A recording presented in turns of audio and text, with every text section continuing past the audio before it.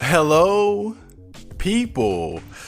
It is your good friend Chad Marco here again with another awesome episode of the OCM Botcast. I know it's been a while, but I'm back and better than ever. Yeah. Man, I got so much I wanted to talk with you guys about because it's been a while. It's been I haven't had an episode since November. And it's January now. It's a new year. It's 2020. It's a new decade. And man, I hate to admit it, but I'm one of those guys. I definitely fall into that trap of when there's a new year, I feel like, oh, this is the perfect time to get my shit together and let me try to exceed my limitations and level up and all that. But I feel like that whole phenomenon has only gotten a bad rep because so many people just fail to live up to those expectations. I don't think it's ever a bad thing to feel motivated to change your life or motivated to better yourself. So I hope everybody is feeling the same way. I'll never forget, man, like when I was in the mental hospital years ago, it was right around the holidays, and I remember New Year's it came and we were all like sitting together, and one of the staff members kind of gave this speech, and I'll never forget what he said. He was like, I don't want you guys to leave this place and go out and do the same old things. Like, it's a new year, you know, try to better yourself or whatnot. Just some speech, but I'll never forget just what he was trying to tell us. And well, I haven't really progressed very much since then, but I've also been thinking about the whole idea of what is progression, what is progress. And I feel like if you look at me in terms of material things, money, car, job, career, all that shit, then yeah, you could look at me like a failure. But I feel like I've made so many strides just as far as like my personal development, my health, my fitness, my mental clarity, my mood, mental health, and all that. I mean, I've gone from, since then, being a suicidal wreck to being immensely happy at being alive and looking forward to the future. So I feel like I have made significant progress since then. It's just that I think in our culture, it's just we tend to look at things in terms of the material. You know, today I'm a loser with no job, living with my mom. But if I win the lottery, then suddenly I'm okay. I'm a winner. You know, and that could happen tomorrow. So that, I mean, that's just the type of world we live in. So I think you also gotta try to find other ways in which you've been developing, because everything isn't about money. Money is very important. Money is awesome.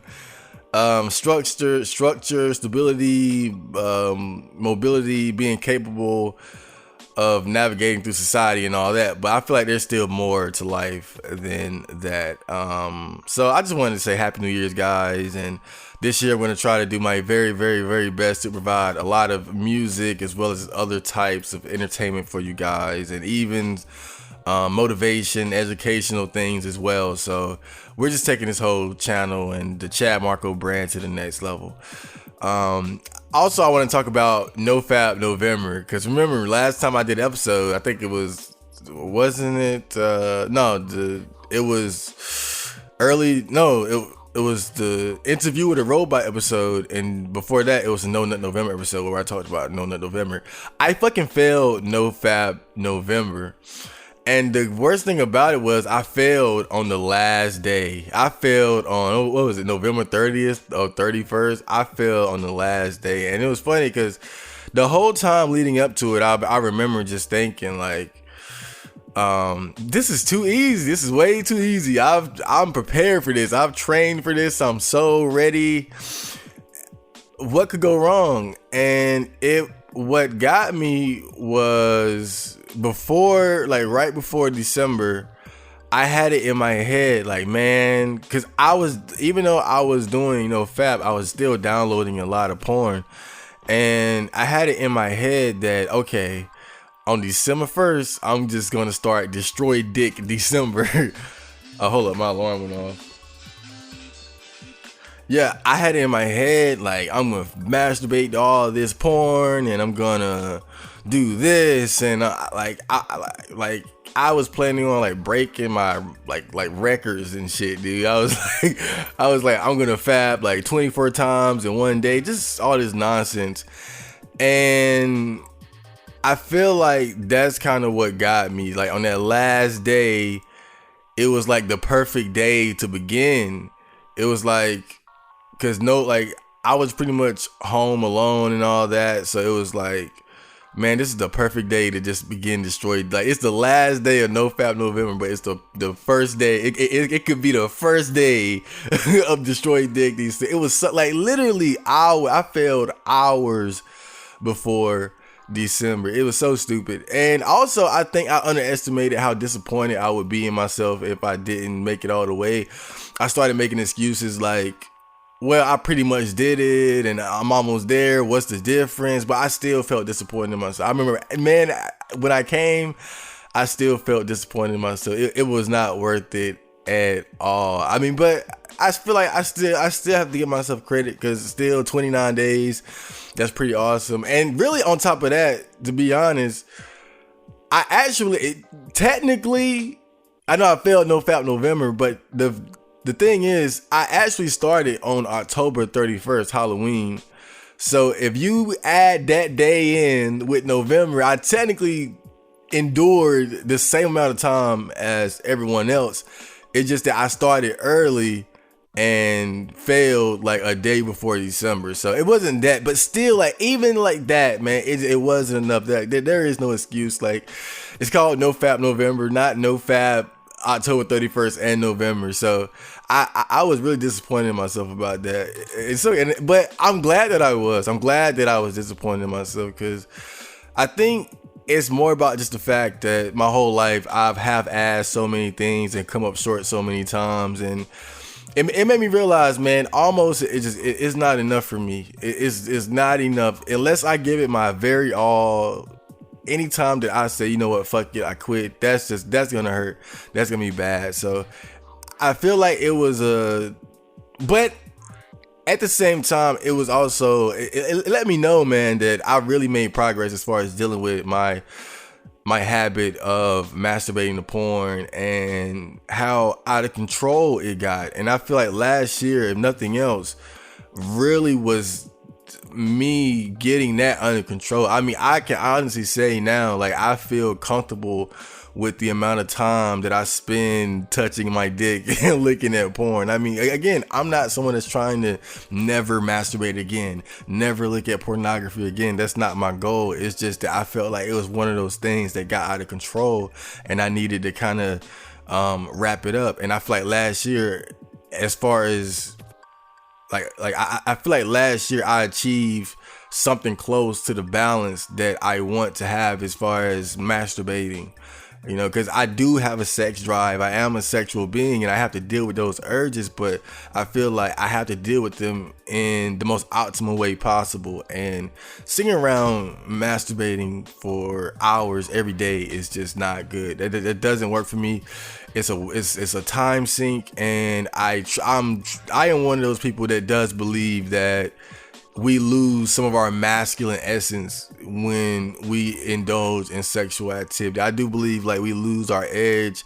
You know, it's kind of a theory, bro science superstition, but I am a believer in that as someone who works out regularly and very aware of when I feel at my peak and when I feel less.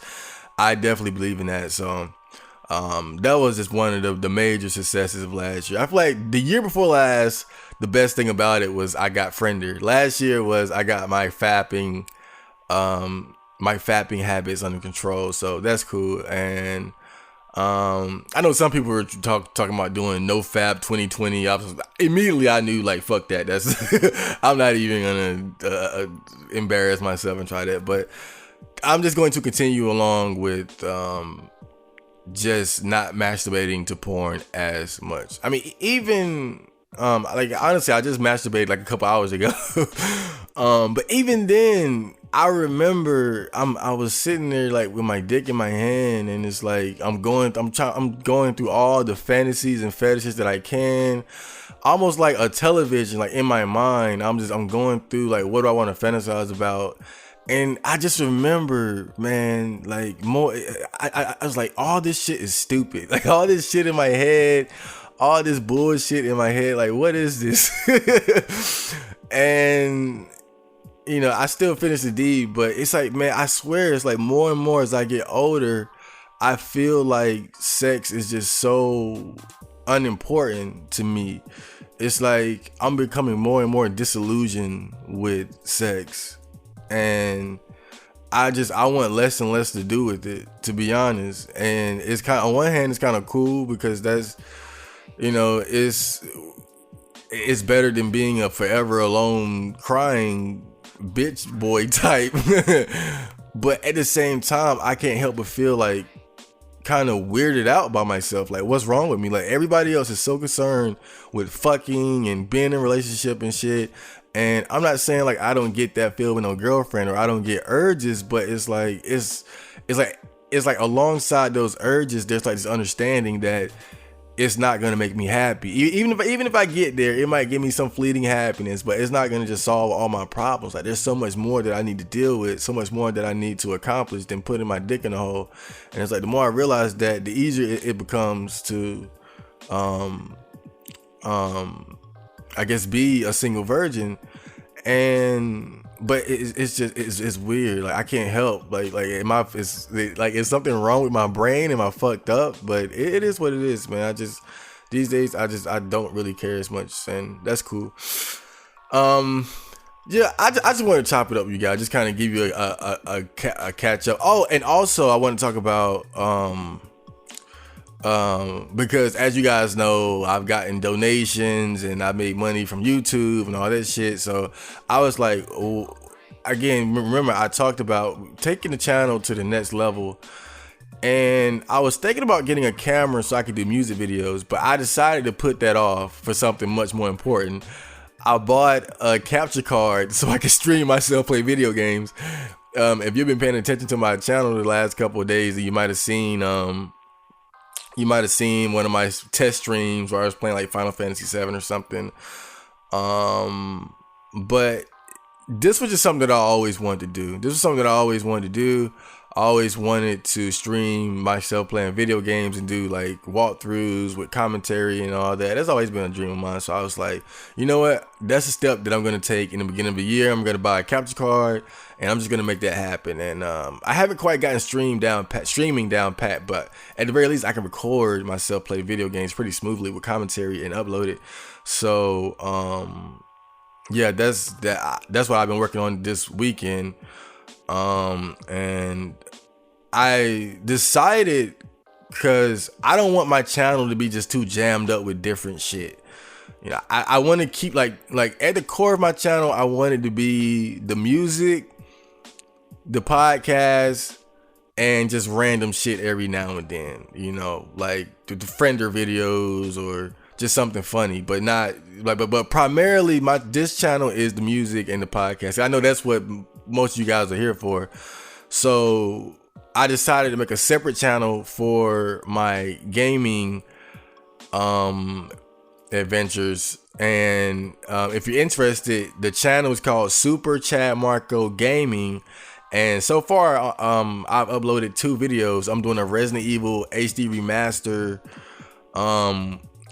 playthrough at the moment, and it's cool, man. Like I've always wanted to do this, and so far I think it's coming out pretty good. I'm a little rough around the edges. It's harder doing commentary while you play video games than I thought, but I already kind of heard that going into it. But yeah, that's something that I'm definitely going to invest in though, because I feel like I'm gonna play video games anyway. And honestly, I suggest this to all of you as well. Like, if you're gonna play video games, I feel like you might as well just become a Twitch streamer or stream it.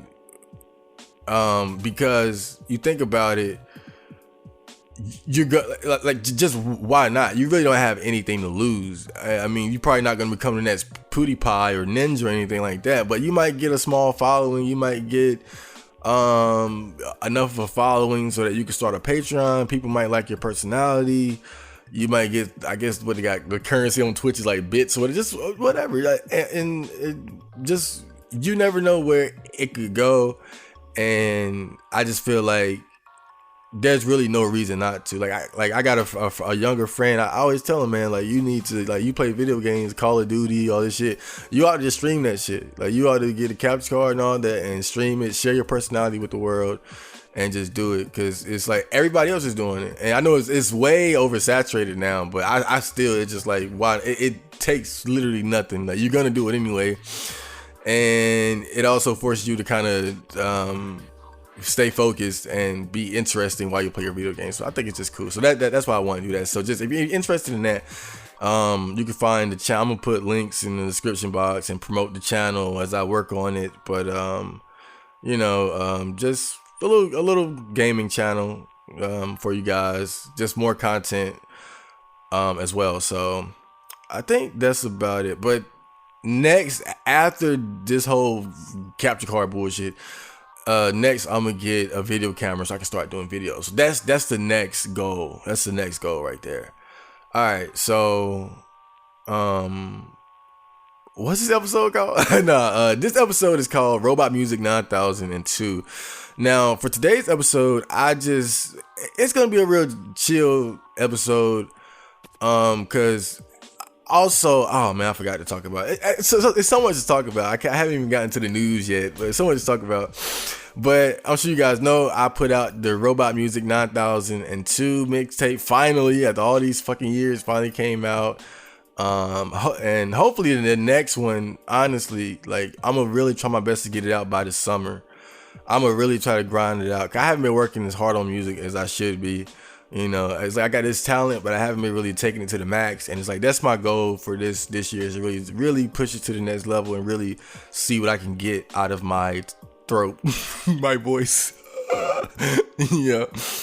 And but yeah, it came out and I sat back and I listened to it. I was like, yo, this is cool. This is dope. Like, this, I don't know if it's better than the first one. I feel like they both have merits. Like, I would say they're both equal, to be honest.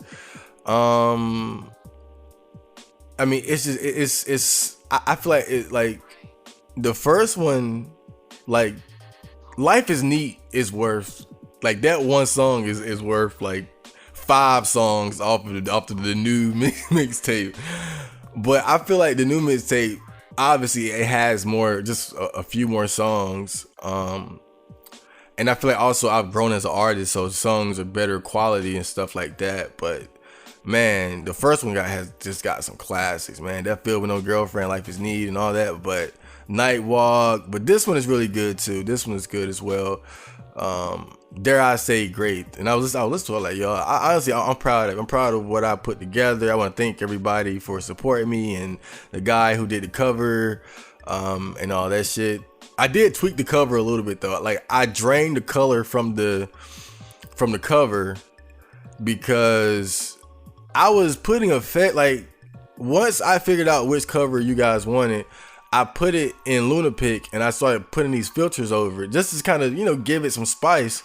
And one filter was like a black and white, but like a stylish black and white filter that left, I think, a little bit of color in there. I'm not sure. And I was like, yo, this is dope, because I felt like taking the color away from the cover fit the vibe of the mixtape more, because you had, like, I feel like that cartoony imagery fit the meme aspect of the mixtape, as far as songs like Chad Thundercock Part 2, Clown World, piss bottles and all that. But at the same time, I feel like by taking the color away, it fit sort of that depressing, moody, sad boys song like feel that came with songs like The Ballad of Kentrell Brown Part 1, or Couldn't Say Hello, things like that. So I feel like that changing the cover in that way, I feel like it just matched the tone of the mixtape more. But yeah, man, I'm proud of it. And today, on today's episode, really the main topic, I'm just gonna talk about each song on the mixtape. When I did the first mixtape, I did like a commentary bonus track on it where I just talked about the different songs. But this time I'm gonna just dedicate a whole episode of the podcast to the mixtape. And so really this episode is just gonna be me wanking myself off. This is the Chad Marco wank off episode. Like, I'm gonna have original content, but it's just gonna be, in fact, the three pieces of original content that I'm gonna have today is gonna be my 3 top songs off of the mixtape, and in no particular order. What fuck it, let's do, we gotta turn it into a competition, so it's gonna be 3rd place, 2nd place, 1st place, so we do it like that. So yeah, and like I said, I'm just gonna talk about each song on the mixtape individually, talk about how I made it, the motivation for it, and all that shit, just for those who are interested. So today's episode is pretty much just gonna be about me talking about the different songs on the mixtape, as well as thread of the day, comments, news, and all that shit. So that's it for my introduction. Next, I'm going to talk about the news. Whew. Okay, now it's time for the news of the day. Okay, so all right, what I got here? All right, so first I want to talk about COPPA. Now, COPPA is the latest doomsday threat that that YouTube is facing. Is basically, the COPPA is the Child Online Privacy Protection Act.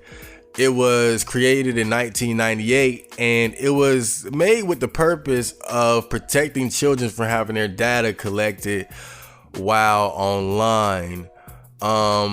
And basically YouTube fucked that up. They didn't adhere to those practices, but let me just get into it. So now YouTube, they thought that they bypassed this law, because technically the site is only for people who are 13 years and older, right? So it's like, you can't say that we're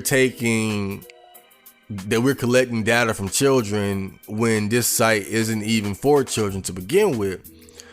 But of course, the problem is that YouTube is so popular that children are going to browse YouTube anyway. And the feds, they felt as if YouTube wasn't taking the necessary precautions to prevent children from having their information collected. And they even profited from this oversight. Now, because let's be real, like, how many YouTube channels are there where it's like a parent helping their kid make videos that might involve buying them toys and them unboxing and playing with the toys, kids doing toy reviews, or kids being involved in little comedy skits. Just let's be real, like, there are a lot of children on YouTube now, despite the fact that YouTube straight up says that it's for people 13 years and older. And YouTube knew this. YouTube knew that children being used in videos was becoming more and more popular. And I feel like this is kind of evidenced by the fact that I noticed that even before this whole COPPA controversy, I noticed that they had like this warning or disclaimer when you're uploading a video that sort of asks like something like, are there children? Not, I think it was, are there children in your videos? Or it was like, they basically talked about like child labor laws or something, because they realized that parents were pretty much putting their kids to work for YouTube. Like they like, I mean, let's be real, with the hopes of them possibly becoming famous on YouTube and getting a lot of ad revenue and all that. So they knew that there was a growing population of children not only using YouTube, but becoming YouTubers either themselves or through the help of their parents for the sake of receiving ad revenue or just popularity or just sharing what they're into and whatnot. So YouTube knew, and I feel as if, and it's pretty obvious that they just overlooked this. They just sort of, I feel like they just felt like, okay, well, again, this site is only meant for 13 and older, so you can't say that this site is trying to collect children's data because they're not supposed to be here. You can't blame us for children coming to our site and their data being collected because they're not supposed to be here to begin with. But the fact of the matter is, I feel like they knew that the children, a lot of kids were now using YouTube, and they just didn't put enough effort into dealing with that. Now they did do the whole, they made YouTube Kids recently or something like that. But that really was, I think by that time it was just too late. I think this was an inevitability. It's one of those things that just got out of control. But as punishment, they were fined like some big fine, like millions of dollars. And as of this year, 2020, they have to take new measures to stop kids from having their data collected. Now, here's the problem. The problem is these new rules, like, they're very invasive. And it's like, basically, this is how it goes. It's like, you have to specify whether or not your videos are intended for children. Because if your videos are intended for children, then that means that, all right, you're making videos with the intention of attracting children who are under the age of 13 or not adults or what have you. So you have to specify that so that YouTube knows not to collect the data of the users watching those videos.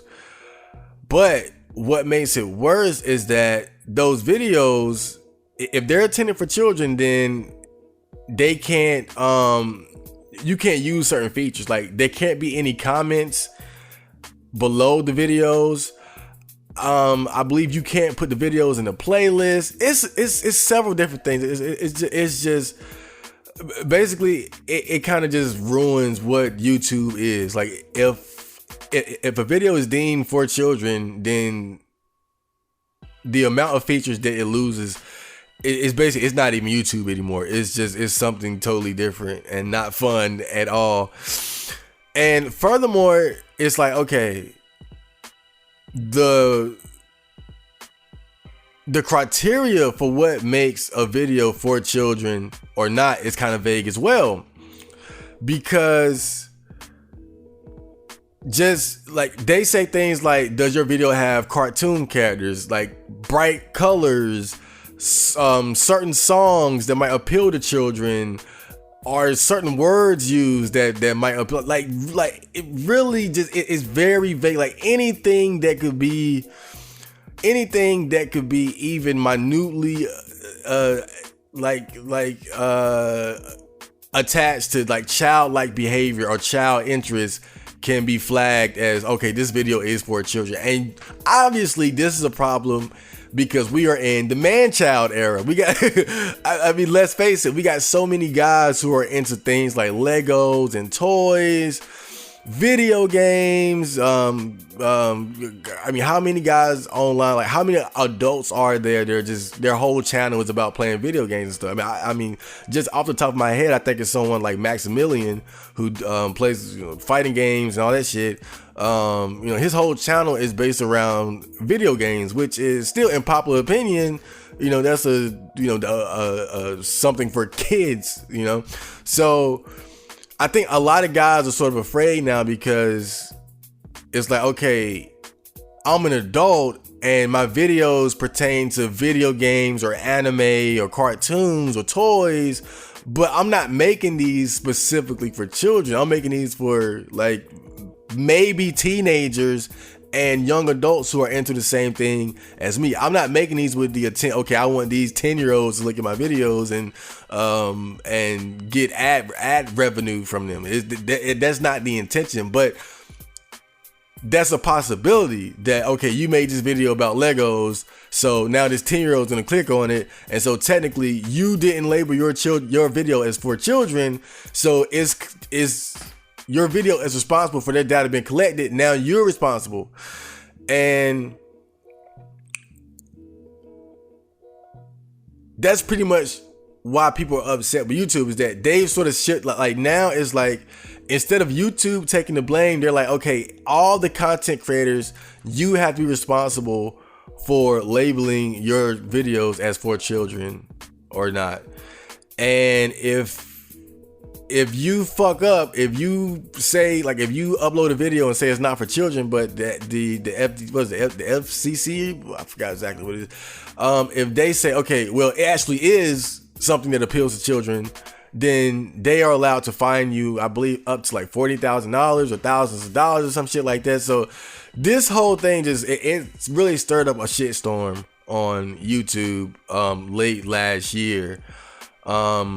And I was worried as well, because just my whole channel, I mean, just look at my fucking avatar. My avatar is a fucking cute little anime girl. So they can look at that and say, okay, that appeals to children. And then on top of that, just the whole aesthetic of my channel is like anime and cartoons and memes and shit like that. So even a channel like mine, they can look at that and say, okay, well, some of this appeals to children, or this might be intended for children and you didn't label it as such, so we're gonna fine you.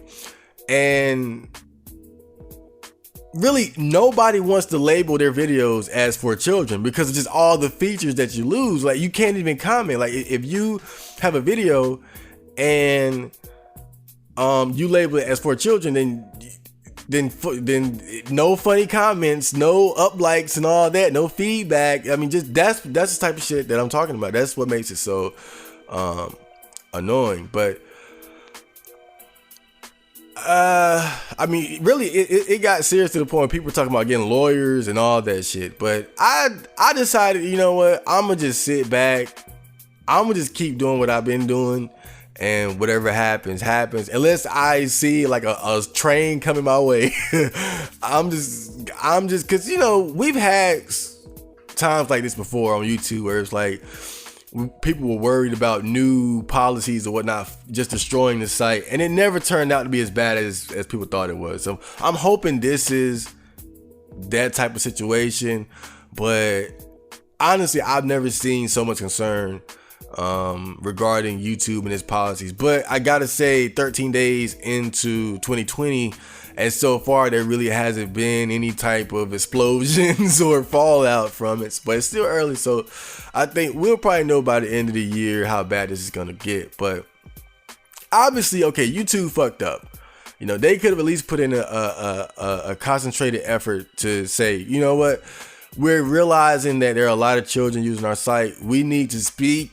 Like, they should have been the first ones to go to the FCC or whatever that organization is and say, okay, look, we know that we know you're watching. We know we're watching too. So what can we do to deal with this? But the fact that they tried to skate around it and just rely on the technicality for so long, that's where they fucked up at. And they paid the price, and now the content creators might pay the price as well. So unfortunate, because I just now started getting paid off YouTube. Not much, but you know, shit, $100 was pretty nice. But yeah, YouTube fucked up. But I have to ask, why are they the only ones being punished? Because you gotta think about it, man. YouTube isn't the only site that children are going to. Like, dude, it's kids going to Pornhub. Like, it's 8, 9, 10-year-olds on Pornhub right now looking at fucking anal gape, gang bangs, interracial cuck porn, tranny scat piss porn. I'm telling you, like, they're like, and people worried about YouTube. They're worried about kids having their fucking insignificant data collected, their fucking viewing habits on YouTube being collected, and there are kids like looking at porn and shit. But I think it's obvious that, because really that technicality that YouTube relied on is what pretty much every other website relies on. It's like this site is intended for adults, therefore you cannot punish us if somehow a child comes here and that data is collected. But I think the difference is that YouTube is so big and it was so blatant and out of control that they just had to do something. Obviously, you're not gonna see a big child presence on X videos. Like if you expose yourself as a child, then you're gonna get your I guess your profile or whatever deleted or whatnot. So you can't really, you're never gonna see like just kids on Pornhub or X videos or certain adult websites. And then on top of that, people tend to be more private about their pornography use.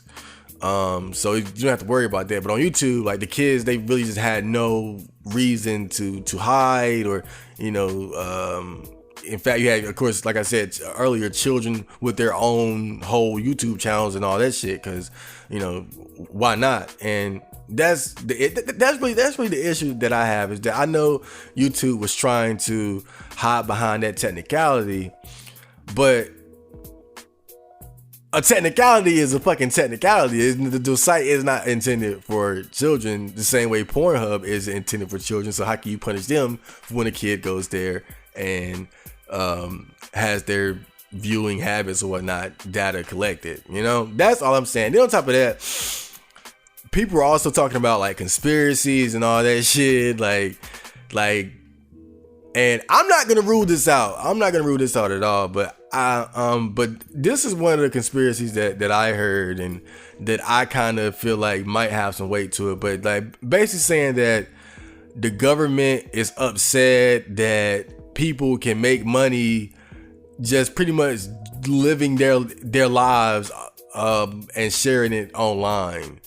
Like they're upset that now being a YouTuber or a Twitch streamer is profitable, or like you got girls on YouTube that do ASMR videos where they're just pretty much talking to lonely men, and they got hundreds of thousands of subscribers and views, and they're getting all kinds of ad revenue and all that shit. And so that was just one of the conspiracies that I heard, that the government is or the powers that be are upset that the average man can basically empower himself with ease because of the internet and YouTube and all these different means in which to sort of in a way create your own like business, if you want to fucking call it that, and profit from it. But I don't know, maybe we're just thinking too deeply about it. Maybe it is about the kids, but I feel like it's always a catch. It's always a catch. So we'll see though. I'm just gonna tough it out, man. Unless I know for sure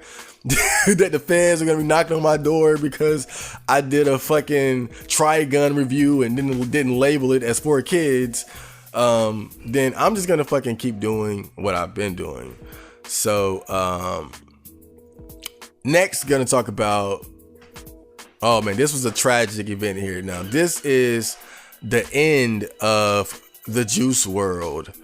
Now Juice WRLD, I'm sure you all know, he was a 21-year-old rapper from the SoundCloud era. He's one of those like sad boy, yeah, I would say his lane was close to the sad boy, emo, Oreo, black boy, white boy style, talking about depression, drug abuse, and feels relating to the opposite sex. And to be honest, I wasn't a big fan of his. He was one of those rappers, like I knew about him just, as a rapper begins blowing up, you start to you see him even when you don't want to see him, even when you're not really checking for him, or you hear him, or someone's talking about him, or he's featured on a song with artists that you do like. But I will say this, I like what I heard when I heard it. When I heard Juice WRLD, I like what I heard. It was just, he wasn't someone that I was checking for. To be honest, he did have one song that I really liked, like one song that I downloaded, which was called Hide, That song was good. That song, I mean, it was kind of simpy, but the dude, man, he had a cool style. He had a cool style. Like I said, that song right there, I really fuck with that. But anyway, obviously he had passed away recently, and the whole story was that he and his entourage, they were flying his private jet from LA to Chicago, okay, but they had guns and over 70 pounds of weed on board as well. And when I first heard that, I was like, yo, that made sense, because it's like, obviously taking 70 pounds of weed on a plane is stupid, but if you got a private jet, you can pretty much be a top flight drug trafficker because it's your jet, it's your shit. Nobody's gonna check your shit. It's like it makes perfect sense. Like, damn, like that's the perfect way. Get a private jet. Like, damn, that is some rich nigga shit. But the problem is the pilot snitched. See, that was an oversight on his behalf, because obviously he didn't have the pilot in his pockets. You know, if you're gonna be transporting drugs and all that shit, you might want to talk to the pilot about it, because he gonna smell that Khalifa Kush coming from the back. You know, so I don't know why he snitched. I mean, but again, like that's why you really have to have your team tight. You need to know who your driver is. You need to know who your security is. You need to know who your pilot is. Because I remember a while back seeing Lil Bootsy on Vlad TV, and he was talking about how he doesn't hire security. His friends, his entourage, that's his security. And he said that's because at least with his friends, he know what they are about. He knows that if some shit go down, he got people around him who will lie for him. He got people around him who will take charges and say, nah, sir, I didn't see that or whatever. But if he hires security, he doesn't know what that man is really made of. He doesn't know, like, because that man doesn't really have a personal connection or attachment to him. So even though he is employed to protect him, at the same time, he could snitch on him or just not do something that Boosie needs him to do, because they just don't have that type of relationship. That's why he'd rather have his own friends, his own people as his protection, rather than someone he doesn't really know but has like a license or whatever. And I also think to the whole Tekashi 6ix9ine situation, where now it's coming out that his driver was a snitch. His driver was an informant who was recording shit already. Like that's what I'm saying. Like, you gotta have your team tight. You gotta know what's going on. You gotta know who everybody you around, like what they are about, and if they really have your best interest at heart. And obviously this was an oversight by Juice WRLD. I guess he just felt like, you know, this is my jet. I got this bitch ass pilot. He gonna take us where we need to go, and he ain't gonna say shit. We gonna cuss him out. We want, you know, I don't know what their relationship was like, but obviously they weren't friends because he snitched on them. So he snitched, and the police were waiting to search the jet when it arrived.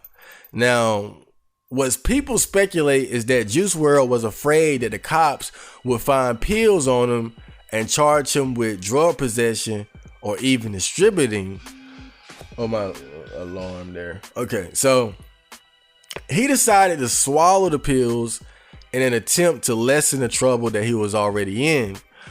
But he took too many pills and overdosed. He had a seizure and he was pronounced dead later on at the hospital. And when this story first came out, it was just pretty much just another tragic, sad ending to the young life of an up-and-coming rap artist, you know, which seems to be something that happens all too often. But, excuse me, I remember as the details began to come out about how he actually died, like the idea that he took a bunch of pills to hide from the police, it's I hate to say it. I hate to say it, but when I heard all that, I was like, bruh, you died over this shit? Nigga, you died for nothing. And I mean, no disrespect, bro, but like that is Darwinism at its finest, bro. It would have been one thing if he overdosed, like, oh, I'm a drug addict, I got this problem, I'm working on it, but it's hard, because I grew up with a drug addict. My stepdad was a cocaine addict his whole life till he died, so I know how serious that shit is. I know how hard it is to get off that shit. But for you to die because you were afraid and you were trying to hide the drugs in your stomach and you overdose, damn, bruh. Like, you damn. I mean, either way, a drug overdose is you fucked up. But at least if it was accidental, people can say, oh, well, he had an issue, he had a problem, he had a sickness, because it really is a sickness. But the way he died, he just fucked up, just straight up. It's like when you don't wear your seatbelt and you fly out the front window of the car, you fucked up. It's sad, but you fucked up. And I think that was the feeling that I got as these details started to come out. People had the feeling like, damn, bruh, we loved you. It's sad, but you fucked up, dude. You don't take I don't know how many pills and as a way of hiding it. I've heard of, swallow the crack. I swallowed this little vial of crack or this weed, but I mean, and I don't know how many he took, and I feel like maybe you could attribute it, like you could possibly attribute his actions to weed paranoia. Because I know when I smoke weed, I get paranoid as fuck over nothing. Like, I start overthinking, like, why I got a tongue in my mouth. Like, it gets crazy in my head when I'm smoking. And I don't even smoke a lot. Like, I'm the type, I'll hit the joint like 2 or 3 times and put it out. But so I bet then Juice WRLD, I bet he was a straight stoner. I mean, I can imagine, like, they were on that jet, just passing blunts and joints and bombs and just high as fuck. Like, we high, nigga. And suddenly you land and there's feds everywhere and you realize what's happening. It's like, oh shit, I got 70 pounds of weed on the jet. Well, my friends, they'll take that. They'll take the dive for that, and they'll be cool. The guns, they'll do that too, but I got these pills on me. I can't toss the pills because it's cameras, and it's cameras all around. If I toss them, they'll see me toss them, so I gotta just sneak these into my mouth like I'm eating Skittles. I feel funny. Oh shit, I'm dead. Like, I can imagine the weed paranoia making you think that way. Like, but then again, maybe he was sober. I don't know. Well, sober. Sober before the pills. All right. But then also some people believe that it might have been a conspiracy. Some people believe that maybe people, the powers that be, the Illuminati, perhaps they wanted Juice WRLD dead for whatever reason. There's always conspiracies like with Pac and all that. But yeah, man, it's sad, bro. It's really sad because it's like, it reminds me so much of when X died, and I just remember thinking, man, like just young as fuck, like barely in your 20s, you're famous, you got money, you getting love, you got all these girls. I mean, really, you got pretty much all the things that most people could ever want or have access to. And to have it just snatched away from you like that before you can really enjoy it, before you can really get into it, it's tragic, man. It's tragic. It's kind of like the bigger you are, the harder you fall. And it's so similar, like the Juice WRLD situation is so similar because it's like this guy is on the up and up, not even in his musical prime, and he dies, and that's it. all that potential, all that fun, all those possibilities gone just like that. I mean, there was no way the day before he was thinking about death. There's no way. The day before he was probably playing 2K20 Legendary Edition with Wade on the cover and smoking with his friends and laughing and having fun. Probably called his mom and said I love you and all that shit. Probably fucked a bitch and got drunk and turned up and was thinking about, I'm gonna do 2 albums this year and me and this artist, we got something going on, and boom, it's gone. You know, that's what makes it so. That's what makes it so crazy. And it's one of those things that makes you, you know, it just makes you remember, man. Like you can't take any day for granted, man. Like you gotta make the most of every day and just realize that it's not guaranteed for any of us. You know, I know he went out in kind of a weird way, but still, I could go out today running and fucking get hit by a car or something. I don't know. It's just, you know, just one of those things that just reminds you to appreciate your life and every day that you have. So yeah, man, rest in peace, Juice WRLD. Now, last but not least, gotta talk about the assassination of Qasem Soleimani. Now, excuse me if I pronounced that wrong. I'm looking at it and my gut is telling me that it's pronounced Qasem Soleimani, but I'm pretty sure I'm fucking that up some way or the other. But forgive me, I'm not, I don't speak Arabic, Arab, Muslim, I don't know. God, I know I'm just being so offensive right now. Okay, now, Qasem Soleimani was a major general of the IRGC, it's an Iran military force. And I looked into his background. I read his Wikipedia page and all that. And man, like, this dude was a certified badass. Like, I looked into it, like, this guy was serious. Like, he was the type, he would be on the front lines with his soldiers. He was the type, like, he'd go out there and get injured and get hurt, and you know, I'm sure he probably caught a couple bodies. This guy was real. He was the real deal. He had a great reputation in his country for bravery and whatnot. And there was a quote on his Wikipedia page that said that he was described as pretty much the single most powerful operative in the Middle East today. And just going through his history and all that, like, he fought against ISIS. And when I read that, I was like, wait, isn't ISIS our enemy too? Like, wait, why did we kill him and he was fighting ISIS? But I don't understand what the hell is going on in the Middle East. It's crazy over there. It's crazy over here. So I don't get that. I mean, if he was against ISIS, wouldn't he have been an ally of ours? But anyway, obviously he wasn't. He was killed via drone strike by the U.S. military. And the United States Department of Defense issued a statement.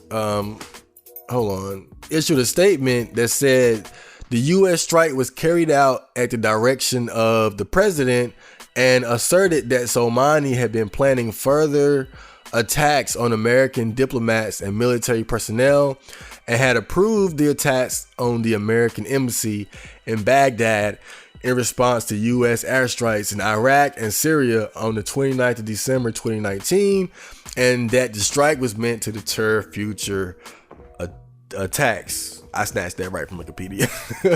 So apparently he was some type of terrorist, well renowned in his own country, but apparently a terrorist and an enemy of the United States.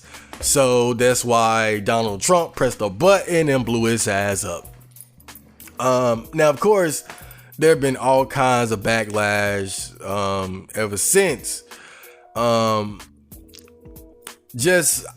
I guess because of just how beloved he was in his country. And there was really no build up to this. There was no, or at least as far as like the average person could see, there was no, okay, letting us know Soleimani is an enemy of ours. He's doing this, he's doing that. If we get him, it's on. Cause you think back to when we got, Osama bin Laden. Barack came out immediately and let us know, like, I killed Barack Obama. I killed what the fuck is his name? Osama bin Laden. I issued the order. And they listened to me, and they shot him for me. You know, like you could tell, like he kind of was proud of the fact that we caught Osama bin Laden, but that was okay because of the build-up. Okay, this is the guy who orchestrated 9/11. This is the guy who started this new war in the Middle East. This is who really, he was the face of that war as far as who our enemy was. We finally got him, so Barack could just come out and proudly declare his demise. But this situation is different because not nobody, but the average person like myself, we didn't know anything about this guy or what he did. So when it happened, we just knew, like, okay, this was a very important guy from Iran killed by us. They are mad. And we don't really know, we don't understand why we killed him.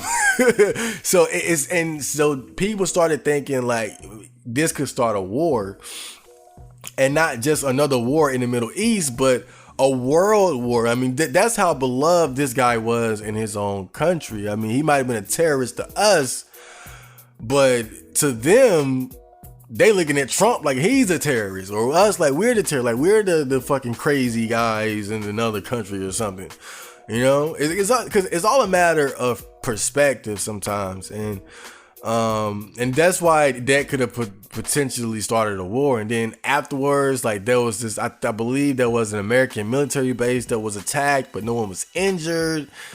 It got pretty hot. Like I went to the poll board, and people were seriously talking about, you know, World War III being a possibility, and people were talking about getting drafted and all that shit. But it's been a couple weeks now, and I'm not the most plugged in. I'm kind of a loner, but it does seem like that the whole talk of World War and drafting has died down at the very least. But at the same time, you never know. You know, Iran might be planning something or plotting something, or there might be a terrorist group that's plotting something on the down low. We just don't know. But I can't lie, man. Like when this whole thing was unfolding, I was just sort of thinking, like, is this that moment? Like, is this that moment that starts a war? Like, is this the beginning of everything as we know it changing? Because you think back to World War I, that started with the assassination of one man. His name was like Franz Ferdinand or something like that. I forgot his name exactly, but that started off of one assassination. So that's why people were taking it seriously, because even though it was one man and his entourage that was killed, it was an important man, and when important men die, that can start a lot of trouble. So, but I don't know, man. We'll see. I always said the only way I fight in a war is if the war was on my home turf. I would not want to go die in the fucking desert. So I'm gonna just leave it at that. So that was the news for today. Next, I'm going to talk about the songs on the Robot Music 9002 mixtape album or whatever. But first we are going to have a bit of OC, a song from the mixtape.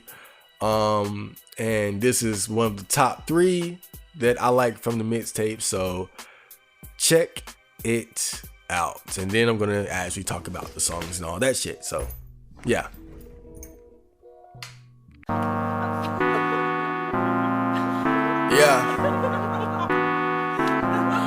Chad Part 2.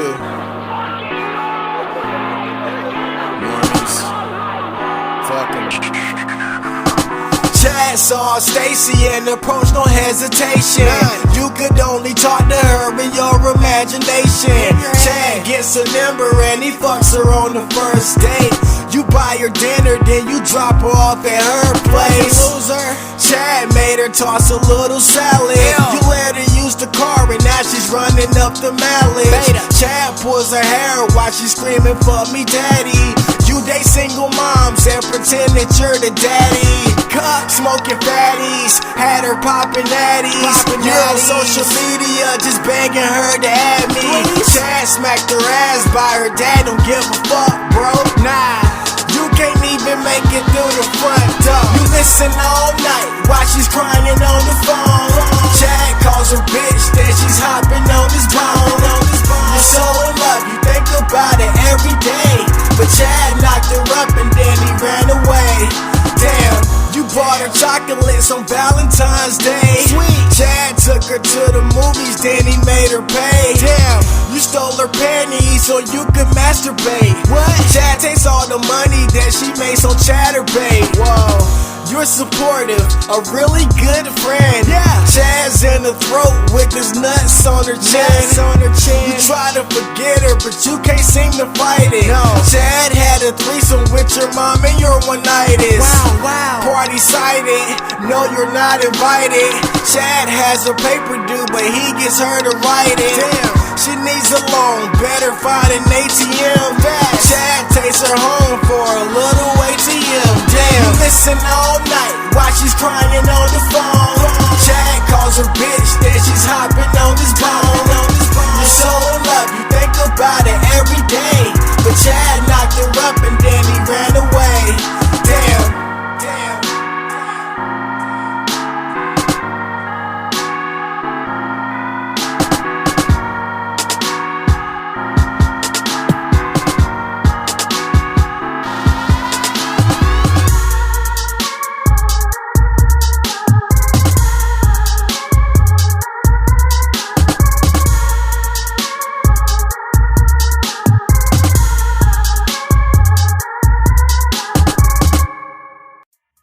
Okay.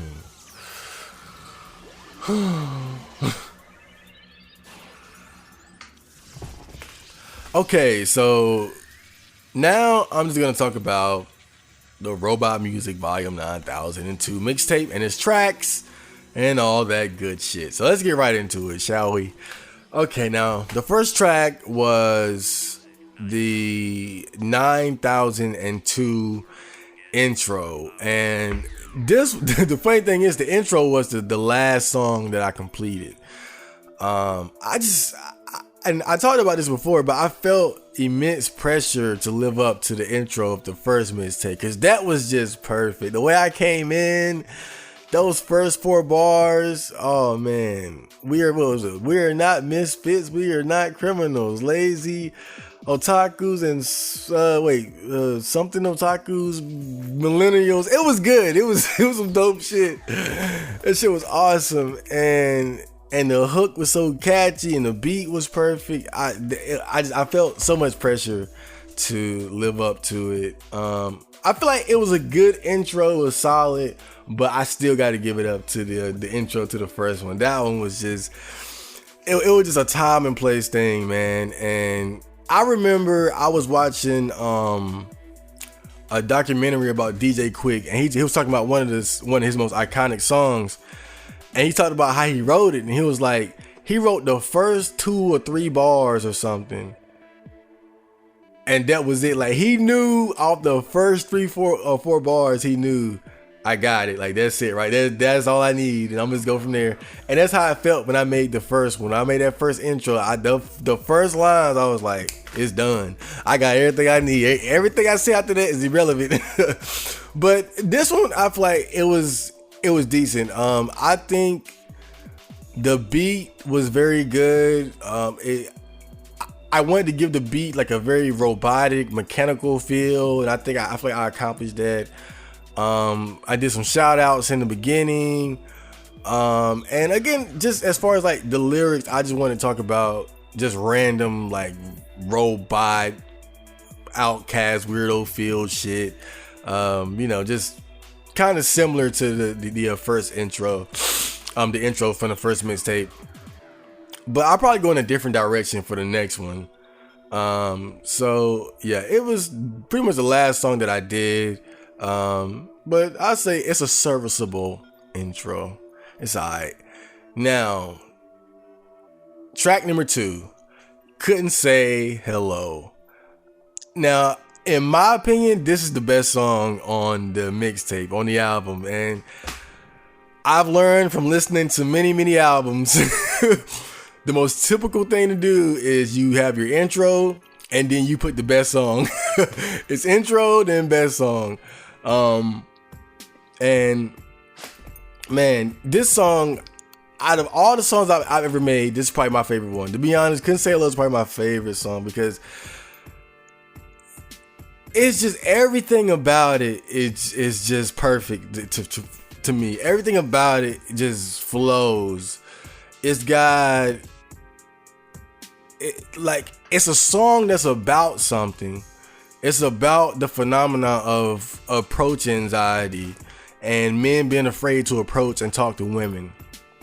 And then there's a little funny intro in the beginning where I'm sort of talking to like my good and bad side. One side encouraging me to talk to a girl and the other one discouraging me from talking to a girl. You know, sort of representing the conflicting feelings of wanting to take that leap, of wanting to take a risk but being too afraid to, and then immediately just going into a rap and kind of just putting myself down a little bit, or talking about, you know, how much of a loser I am, and there's no bass or nothing. It's just like a little like this big kick with a little, I think I put some reverb on it, and then it's like the beat changes and then the hook comes in and it's like, I can't even say hello, hello, and I don't hear you say.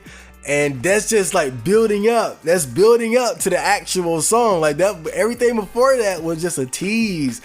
But that is like that build up. And then I put the little Mega Man sample where it's like, hi, bye. And then I kill it. Like the verse was so hard. And it was like, on one hand, it's like, it's kind of a depressing song. But on the other, the way that I rap, I was at least in that second verse part, I was more upbeat, and again talking about how fucked up I am and all that, but at the same time doing so in a confident way. And the beat changed with it. The beat had sort of elevated and switched over too. And it's like just the whole song is just flipped on its head in an instant. And again, one of the best verses I've ever written, and one of the best beats that I ever made. It was perfect. And of course the hook was just so catchy. It was just, oh man. And I'll never forget my motivation for that song. I remember I was riding my bike and I parked my bike by a store, and I saw this girl.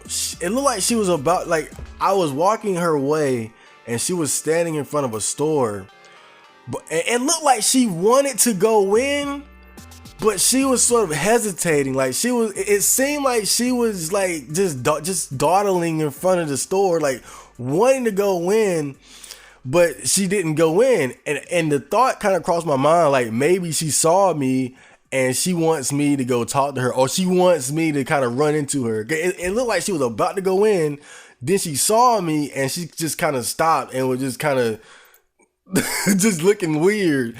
But in my mind I was like, no way, why would she like me? And so I just walked right past her. And that was the motivation for that song, that moment, because later on I was working on a beat and I was thinking about, okay, this beat is nice. What type of song can I put to it? And so I was thinking back to that moment. I was like, then started coming together. I can't even say hello, hello, and that's how that song kind of came to be. And really, at first, it wasn't even going to be a whole song. It was going to be an interlude. And that's why the first part of the beat sounds so different from the rest of it, because that was going to be the beat. But then I found this sound that you hear in the back. Like when I found that and added it to it, that just took it to a whole different level. And I was like, oh, this gonna be a whole song. And it just spiraled out of control from there.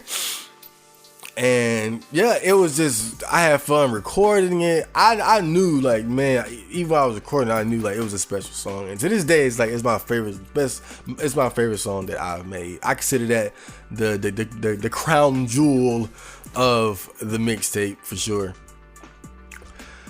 Okay, now track number 3, Chad Thundercock Part 2. Now, if you've listened to the first album, then you know that there was a Chad Thundercock Part 1. Now, that was the only song on that whole mixtape that I didn't write. That was when I first started thinking about doing a R9K theme mixtape, and excuse me.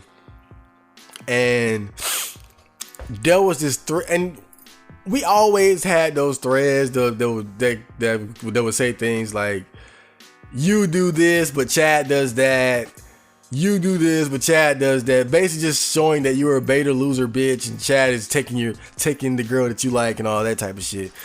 And somebody had posted the lyrics or posted like a whole list of those, like just Chad, like, you do this and blah blah blah, Chad does that and blah blah blah. And I basically I took that and turned it into a rap song. That was on the first mixtape. But this time I actually wrote it. This time I actually wrote the Chad Thundercock song, and I took more time making the beat as well. It's kind of a simple beat, but I feel like it's definitely an upgrade from the other one. I feel like it's better than the other one. But that's because I was actually able to write it, and I spent more time on the beat instead of just taking what somebody else had written on R9K and rapping it. But it's a funny song. Like this song is meant to be more like lighthearted, memey type of song, just to sort of entertain and make people laugh. But at the same time, it's real too. It's very real in a way, and true to life, just as far as sort of representing the difference between a beta male's approach to dating and dealing with women as opposed to a quote unquote Chad, or just a confident, attractive sort of jerk type of guy. And it's funny because I think of there was this time where I felt like this girl had liked me, right?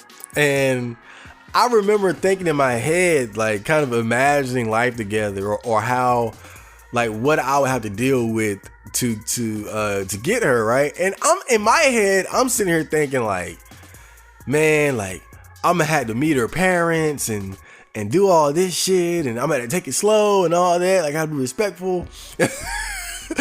And then I hear from a friend, and he's telling me like, "Oh, that girl? Yeah, like, I know guys who just use her throat and disrespect her face." I was like, wait, what? And it was just funny to me because it was like, I'm sitting here thinking like, she's just this nice girl, but just, you know, I ain't think she out here getting her fucking face nutted on by random dudes or whatever. But it goes to show just that difference in mentality of a nice guy who tries to take the careful approach to dealing with women, and a guy who will just grab them by the ass and ask for the number and be throat fucking them the same night. I mean, it really is. It's like,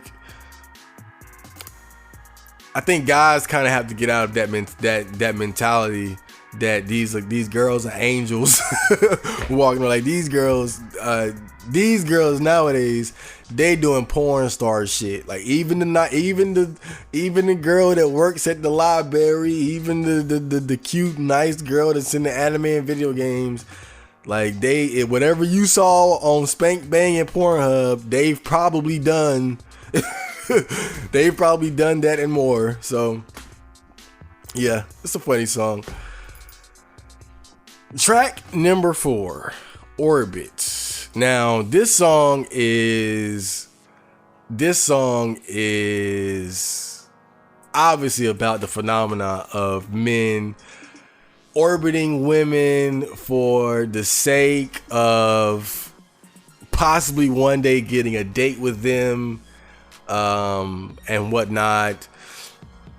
And because like, this is the e-thought era. This is the era of, you got all these girls now, they get online, they go into these male spaces, and they start playing video games and playing games on Twitch, and you know, the guys start coming and they start subscribing, and then one thing leads to another, and they've got a whole fleet of beta orbiters giving them attention, and some buying them gifts and donating to them and whatnot. And it's a whole phenomenon. The whole orbiting thing is gotten out of control, man. And so I feel like that was just a song that I had to do. But the thing is, like, me personally, I never got into orbiting.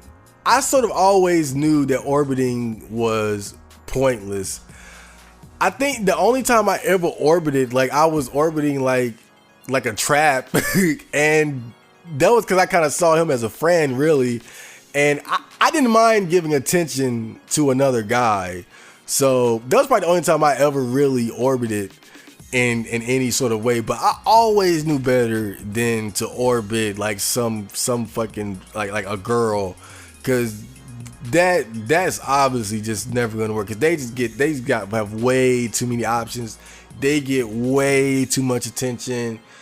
It is just it's pointless. I've always had that image of my head of the girl standing on the balcony and all the guys on, like, just standing below fighting each other, trying to get crumbs of attention from her, and her just feeling like her ego is, her ego just is out of this fucking world, because all these guys are fighting over her and giving her gifts and attention. And I never wanted to be a part of that. I just always had too much dignity, too much pride, too much self-respect to put myself in that position. But still, it was just a phenomenon that I wanted to rap about. Everything that I rap about on these mixtapes is not gonna be something that I necessarily have done or do or have experienced. Sometimes I just do it for the sake of the song itself, for the memes. But I do understand the motivation of orbiting, though. I do. Like, you see these girls and they're pretty, and you want to find your, some way to get closer to them. And that's how guys end up orbiting. It's like, I'll become her friend, and then I'll work my way up from there. That's how it starts. You see a pretty girl, but I guess I'm so pessimistic. I never even fooled myself into thinking that I could orbit my way into a girl's vagina. So, but it's a pretty catchy hook, and that beat, oh man, that beat is cool as fuck. Especially like as it's going off, like and then the bass, it's cool as fuck. Okay, let me get a sip of water.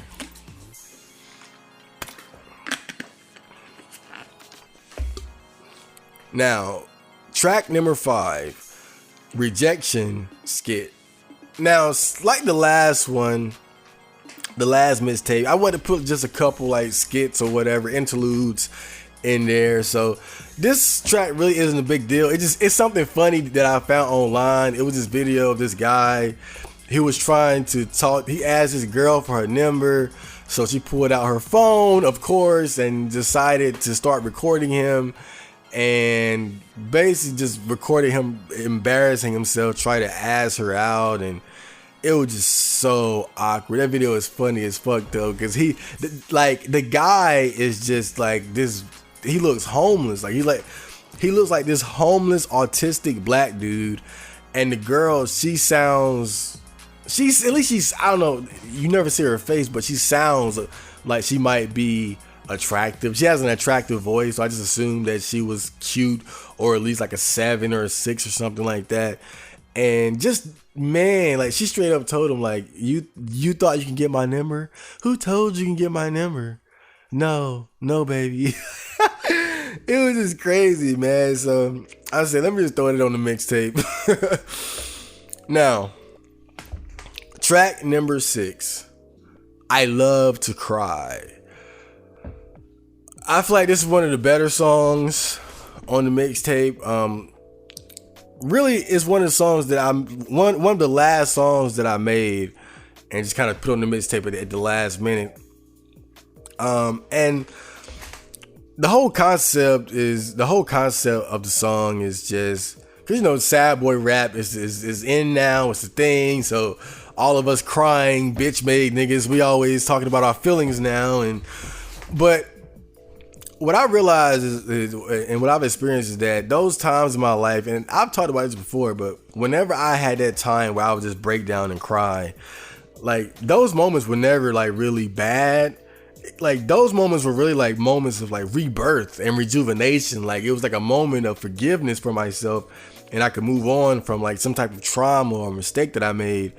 And that's why I named the song I Love to Cry, because just sort of representing or acknowledging that during those moments, it's like afterwards I always feel better.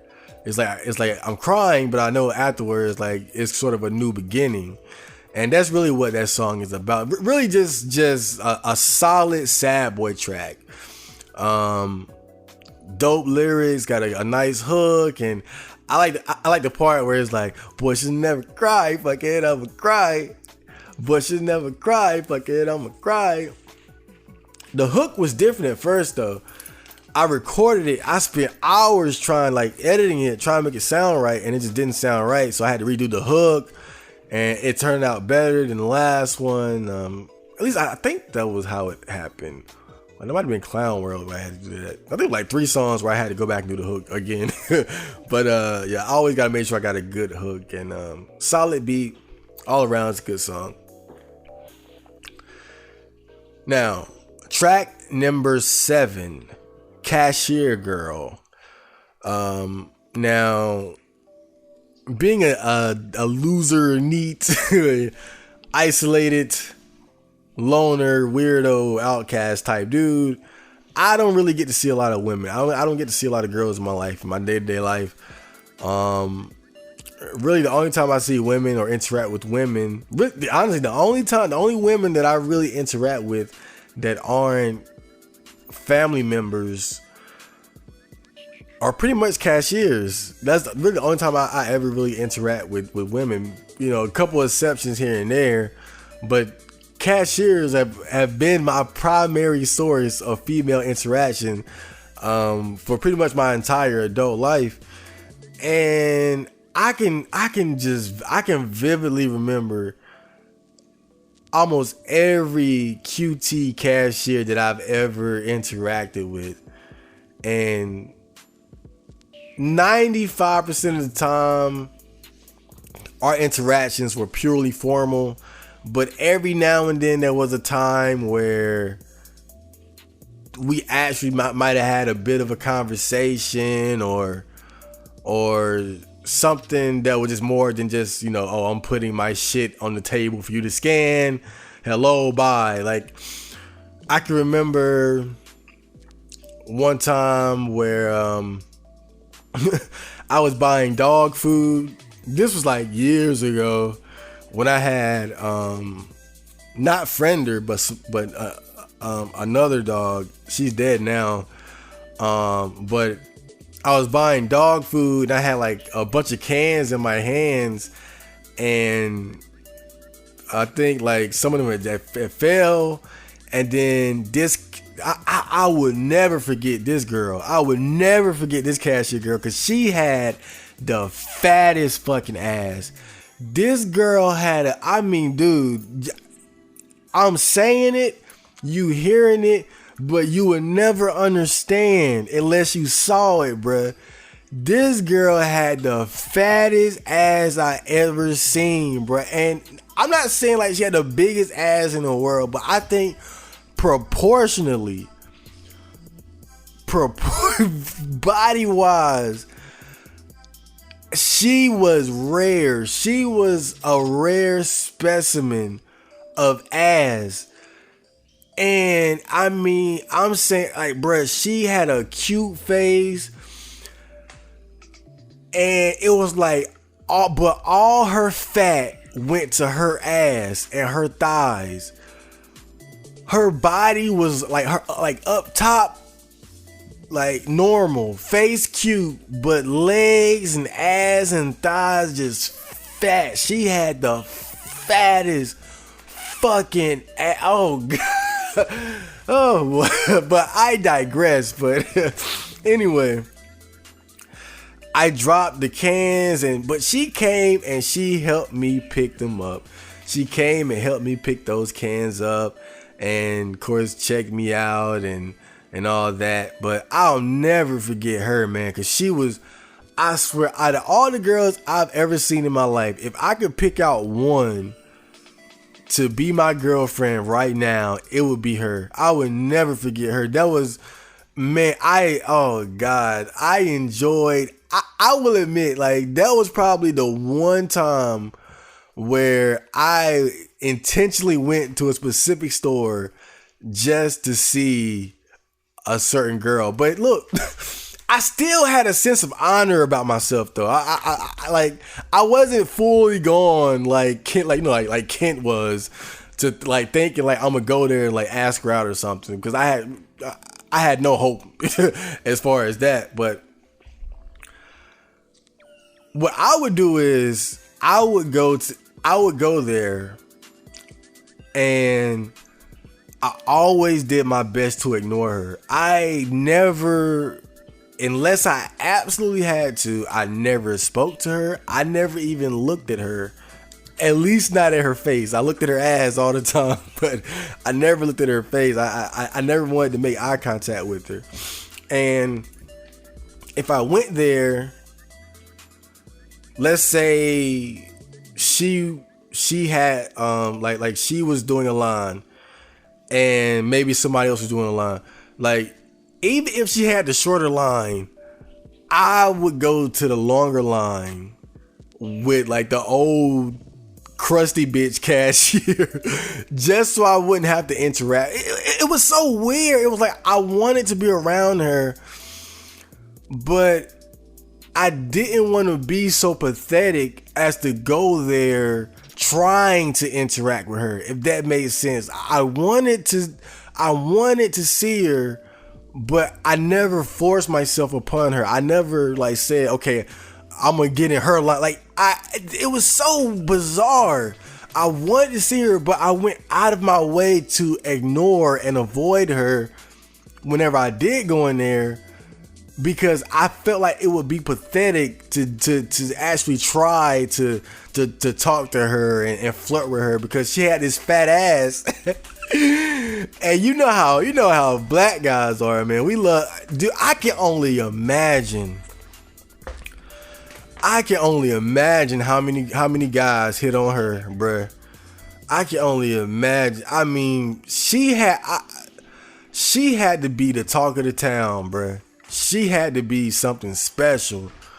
There is no way that there weren't a bunch of guys who saw that and didn't try to shoot their shot. I'm sure plenty of guys tried to shoot their shot when they saw her. But I always try my best to avoid her. I always try my best not to be that guy.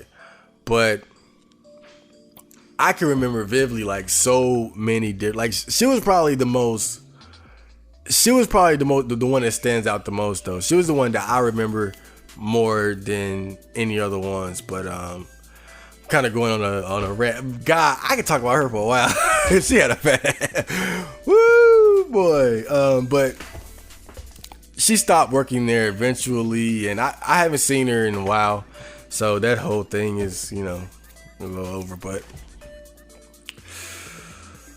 Yeah, it's kind of sad, but you know, those little interactions with cashiers, that was really the only time I really get to talk or conversate or interact with or mingle with females these days. And that's why I wanted to make that song just sort of a song about obsessing over the girls that work in stores that you might visit. You know, I know, again, for a lot of guys, we don't have female friends, we don't code approach, we don't have big social circles. So I think that's why we tend to kind of fall for these cashier girls, because we don't really know any other girls.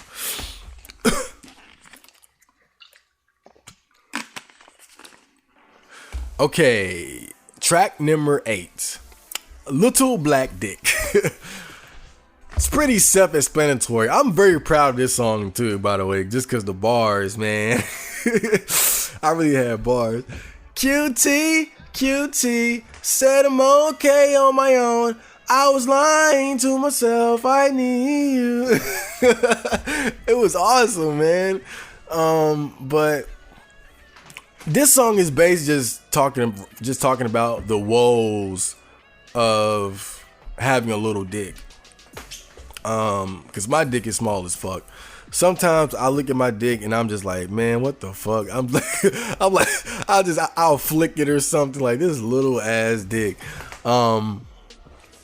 And the funny thing is, I didn't really realize, like, I never realized how small it was until like really in like my early 20s or like mid 20s or something. Like that's when I kind of realized it. That's when I was like, oh shit, I'm one of those guys. That's when I realized that I might have a little issue. That's when I realized that I might have a little problem in the past. That's why I wanted to make that song. And I think it started like I already had the idea of the song that I wanted to make. I already had the idea of the type of song that I wanted to do. And so let me see. I think the first line I came up with was like let me see. It was like black guy, but my dick is oriental or some shit like that. Black guy with an Asian dick or something. And it was kind of similar to when I did the intro for the first mixtape, and where just off of those first bars, I realized, oh, I got something. I can use this. This is something that I can take this one bar and go from there and make a whole fucking song. And that's pretty much how that came to be. Like that one line, black guy with an Asian dick, that was all I needed. From there, it was on. But yeah, I didn't realize it until like way later in life. And I'm not gonna lie, that shit, it fucked me up. Like when I first realized that I was a little dick mother, because I knew I didn't have a big one. I knew I wasn't big, but I never really saw myself as small either. But once I kind of started doing the math and the research, I realized like, oh shit, I'm fucked. Like I'm a little dick guy. Like with that, like no question about it. Like that's me. And it's like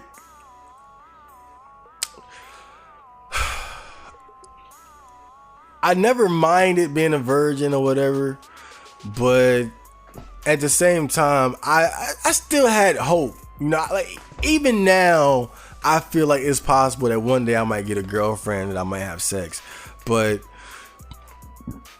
to realize that even if I do get there, I won't be able to satisfy her. To realize that I will always be a joke in the bedroom. To realize that it was pretty hard, man. Like it's like even if I get to that point, even if I get a girl, she's not gonna be satisfied with me sexually. So that was sort of devastating. Like that put me in a depression for a while. And you know, a lot of guys, even girls, they deny it. They say size doesn't matter, but I believe that's just bullshit. I mean, I've looked into it extensively and just everything. I mean, it's so weird, man. It's like just everything that I've ever experienced growing up just proves that size does matter. Not saying that you have to have a big dick, but it's definitely better to be bigger, because the bigger you are, I mean, of course there's a cutoff point. If you're 20 inches, then you're a freak. But within reason, the bigger you are, the more women that you'll be able to satisfy. And the smaller you are, the less amount of women you will be able to satisfy. That's just facts. That's facts. Like, and in that sense, size does matter. And there's even a whole subreddit on Reddit, like, called Small Dick Problems, where guys go to complain about their small dicks and whatnot. And just telling, like, their horror stories of being rejected or being made fun of because of their small dicks and whatnot. But I mean, I've even heard my own mom, like, making fun of a guy with a small dick on the phone with one of her friends one time. So here, I mean, come on, dude. Obviously it's an issue, but I think over time I've come to accept it. I've come to embrace the little dick, the little dick life.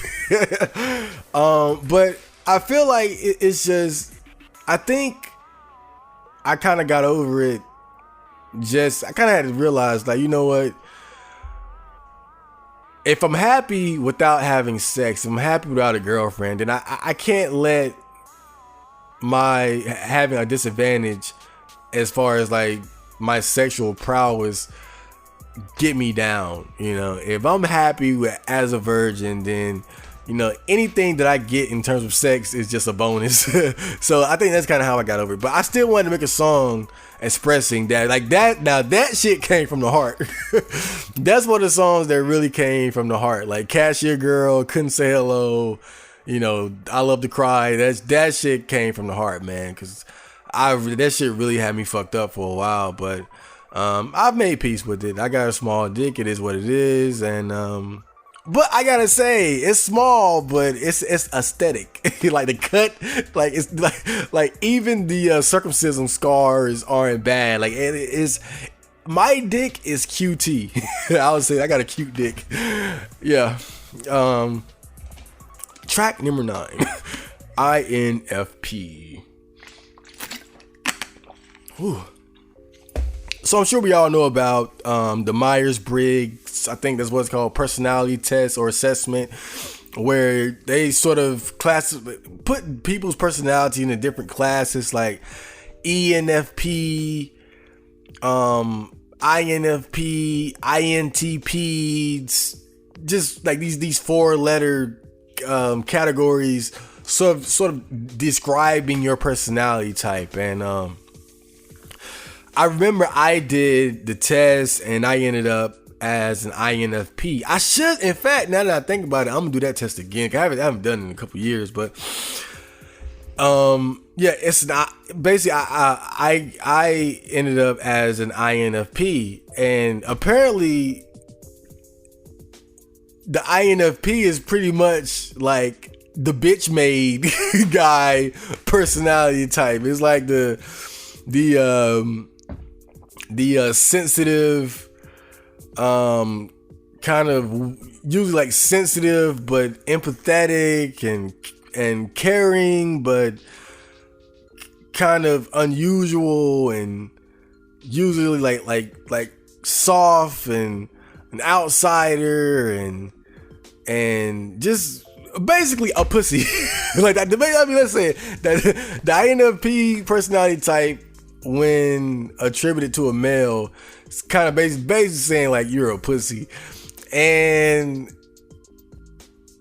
I can't deny that I mean, just looking at the way the INFP is described, I felt like it was kind of an accurate representation of what, I mean, of course, I'm a much deeper person than just some fucking 4 letters and a description and a list of traits, but I definitely saw parts of myself in that description. because I've definitely had some bitch ass moments. I've definitely had times where I was way too in my feelings, and some of my interactions with others, and because I think growing up I really was kind of a pushover. I was kind of I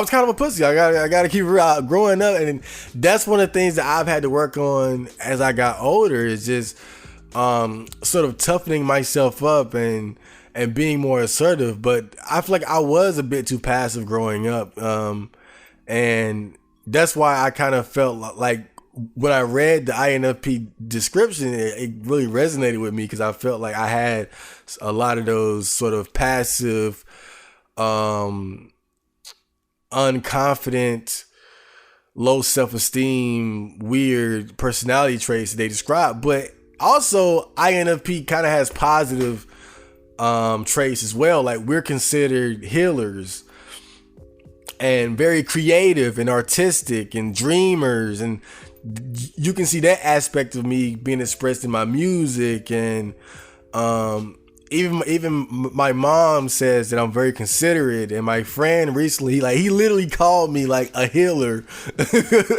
because I've been helping him like his back problems and shit, and I give people advice and all that type of stuff. So it's kind of good with the bad. I think the whole bad part of being an INFP is that we tend to be more sensitive, and we tend to be more passive, and that's just something that we have to work on. But the good thing about it, I think, is that we make great friends, because we're just peace, love, and chill guys, and we're creative and all that shit. Of course, there's all types of controversy about the Myers-Briggs personality test, like it's pseudoscience and all that shit. And I'm not gonna say that that's necessarily true or false. But I don't really take it all that seriously. Like, to me, it's just like a fun personality test, kind of like, oh, which Harry Potter character are you? Take this survey and find out. That's kind of how I look at it. But I will say that it seems like every time, the one thing I've noticed, INFPs always tend to be like weirdo pussy type dudes, like every time. So that's why I wanted to make that song.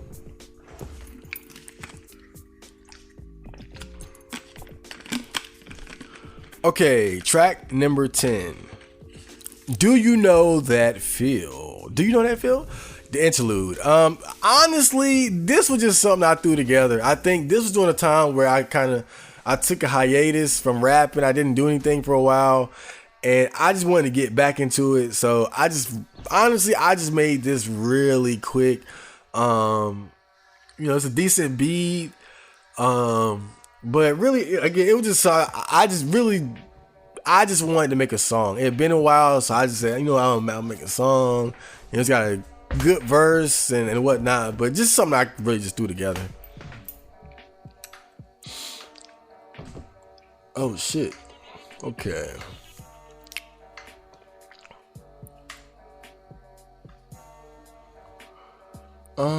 Okay, track 11. Clown World. Ooh, yes. Oh man, now this was a breakout hit. I put this on YouTube and them views shot up quick. Oh man, but really though, I believe the original title of this song was Doomer, but the hook didn't come out the way I wanted it to, so I changed it around. And when I changed it around, I decided to just call it Clown World. And ended up being more fitting in the end. But yeah, this song was just meant to be like just a fun track full of memes and talking about just society as it is now, like with the whole incel shit and the man-child epidemic and just all the weird shit that's going on in the world right now. Just talking about it in a fun way. And that beat, man, really one of the best beats on the whole album, man. I think that's really what sets it off. And then I put some little clip, like some news clips, like various news clips of like talking about like the recent shootings and the incels and all that shit. And that's just a fun song. That's just perfect for like people who understand like 4chan or Chan culture. It's just a fun, depressing doomer song. Track number 12, Piss Bottles. And yeah, this is, now I didn't produce this song. This is one of the few songs on the album that I didn't produce. It might have been OC or the other guy. I'm not sure. But yeah, this is just another fun track. Obviously, there's always been threads where people talk about I'm too lazy to go to the bathroom, so I piss in a bottle and put it beside my bed or whatever. And that's pretty much how that song came to be. I just wanted to make sort of a goofy, fun meme song about pissing in bottles. But I went back to listen to it when I was remastering the tracks. I was like, yo, this song is actually good. Like, I mean, the hook is catchy. The verse is fun, and it's bars as far as talking about pissing in bottles. You know, I don't think you can get better pissing bottles bars than what I did. And the beat was nice. Just all around, just kind of a nice, nasty, fun track. Track number 13, The Ballad of Kentre Brown Part 1. Now, this is one of my favorite songs on the album. Now, this, if you don't know, Kentre Brown, he's this YouTuber. He's a black guy, and he made a bunch of videos. He made a bunch of videos complaining about the dating scene and how he can't get a girlfriend and how women ignore him because of his height and his personality and whatnot. And he made a lot of videos just ranting about pretty much that feel with no girlfriend and Chads and all that shit, or Tyrones, you know, we're black. And one of the funny things about his videos was that sometimes he would have these outbursts where he'll say, "It's always my time," or he'd just start yelling and shit. And people started really thinking like he was possibly like mentally ill or depressed and whatnot. But obviously he was depressed, but people didn't know like the severity of like what he was going through. They kind of was afraid like he might kill himself or do something crazy. But yeah, and if you heard the first album, you know I did a song about Elliot Rodger, and so I guess sort of keeping in line with that tradition, I wanted to do another like character piece on the album. Like, let me do another song about a character that's a part of Chan culture, that's a part of internet culture. And so I decided to do a song about Kent. Now, he's a far cry from Elliot Rodger. Like, he hasn't shot anybody. But still ended up being an awesome song, man. And the whole song is just kind of really just kind of like what I did with the Elliot Rodger song, is just sort of putting myself in their shoes and kind of expressing what I feel would be their thoughts, just in the form of rap and song. But the beat, I really like the instrumental to this because it's one of those like laid back lo-fi beats. And the verses are okay, but I feel like the standout of this song is that hook. That hook is so Also, so many couples around me got me feeling sorry. Nut up and gave you my number, but you never call me. Sometimes I sit back and wonder if it's really on me. Really on me, on me, on me. So many couples around me got me sorry. Nut up and gave you my number, never call me. That shit was so catchy. I love that. And the lucky thing was like this was a song where I had to go back and change the hook, because the first hook I didn't like it that much. So I said, man, it was like I was listening to it. I was like, I gotta do another hook. And so I was like, I need something that's catchy. So I wasn't really thinking of words. I was more thinking about a melody. And I remember I was just sitting there like, na, na, na, na, na, na, or I was like, that's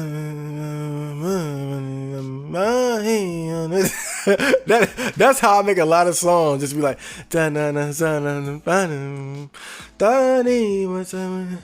honey, but you never call me. Oh, okay.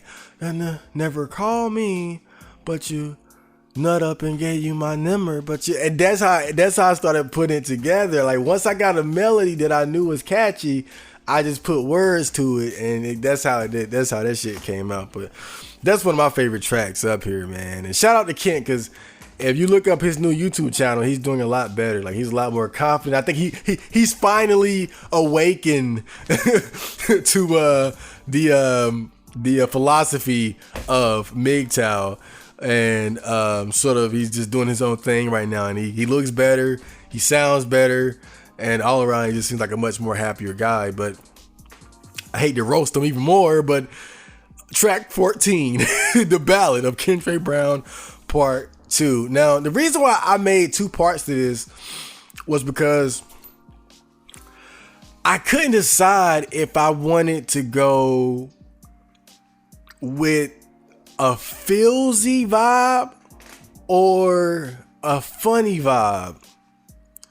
So I said, fuck it, I'll do both. The first part is more just, it's more laid back. It's more chill. It's more serious. It's more just expressing like actual feelings of loneliness and depression. And I feel like the second part is just more about just taking the whole character of Kent and just having fun with it. Like, your time is up, my time is now. Your time is up, my time is now. Like, turn it into like a fun trap song. And I took like some voice clips from his videos and like mixed it in with the beat. It was a fun song. And that was another one that when I made it, I kind of forgot it. But when I went back to master it, I was like, yo, this shit is hard. That's one of the hardest tracks on the whole mixtape, to be honest, man. I was saying some serious shit. You ain't got no boyfriend while you lying, girl. Oh, man. Okay. Track 15, Bullying Rant. And this is another skit, just a little extra on the mixtape. Now, this is an excerpt from one of the episodes of the OCM Botcast where I went on a little rant because it was just that, man, when I heard about how kids in school make fun of you if you got an Android, that shit made me go off, bro. I was like, it reminded me of the trauma that I went through in school. And I feel like just in that moment, like I was just so real as far as expressing my thoughts on that bullshit, man. And I was like, I gotta put this shit on the album. Cause I was just, that was a serious fucking rant, man. Oh, dude. And I was like, all right, I gotta throw it up there. And I already know when I do 9003, I got another rant that I did on the OCM Botcast. I know I'm gonna put that one out there. That one was crazy serious. But yeah, it was just a little skit. Okay, track 16, Rather See You Die. Now, this was one of those times where I was just making a beat, and I was like, all right, what kind of song can I make here? And then I started, I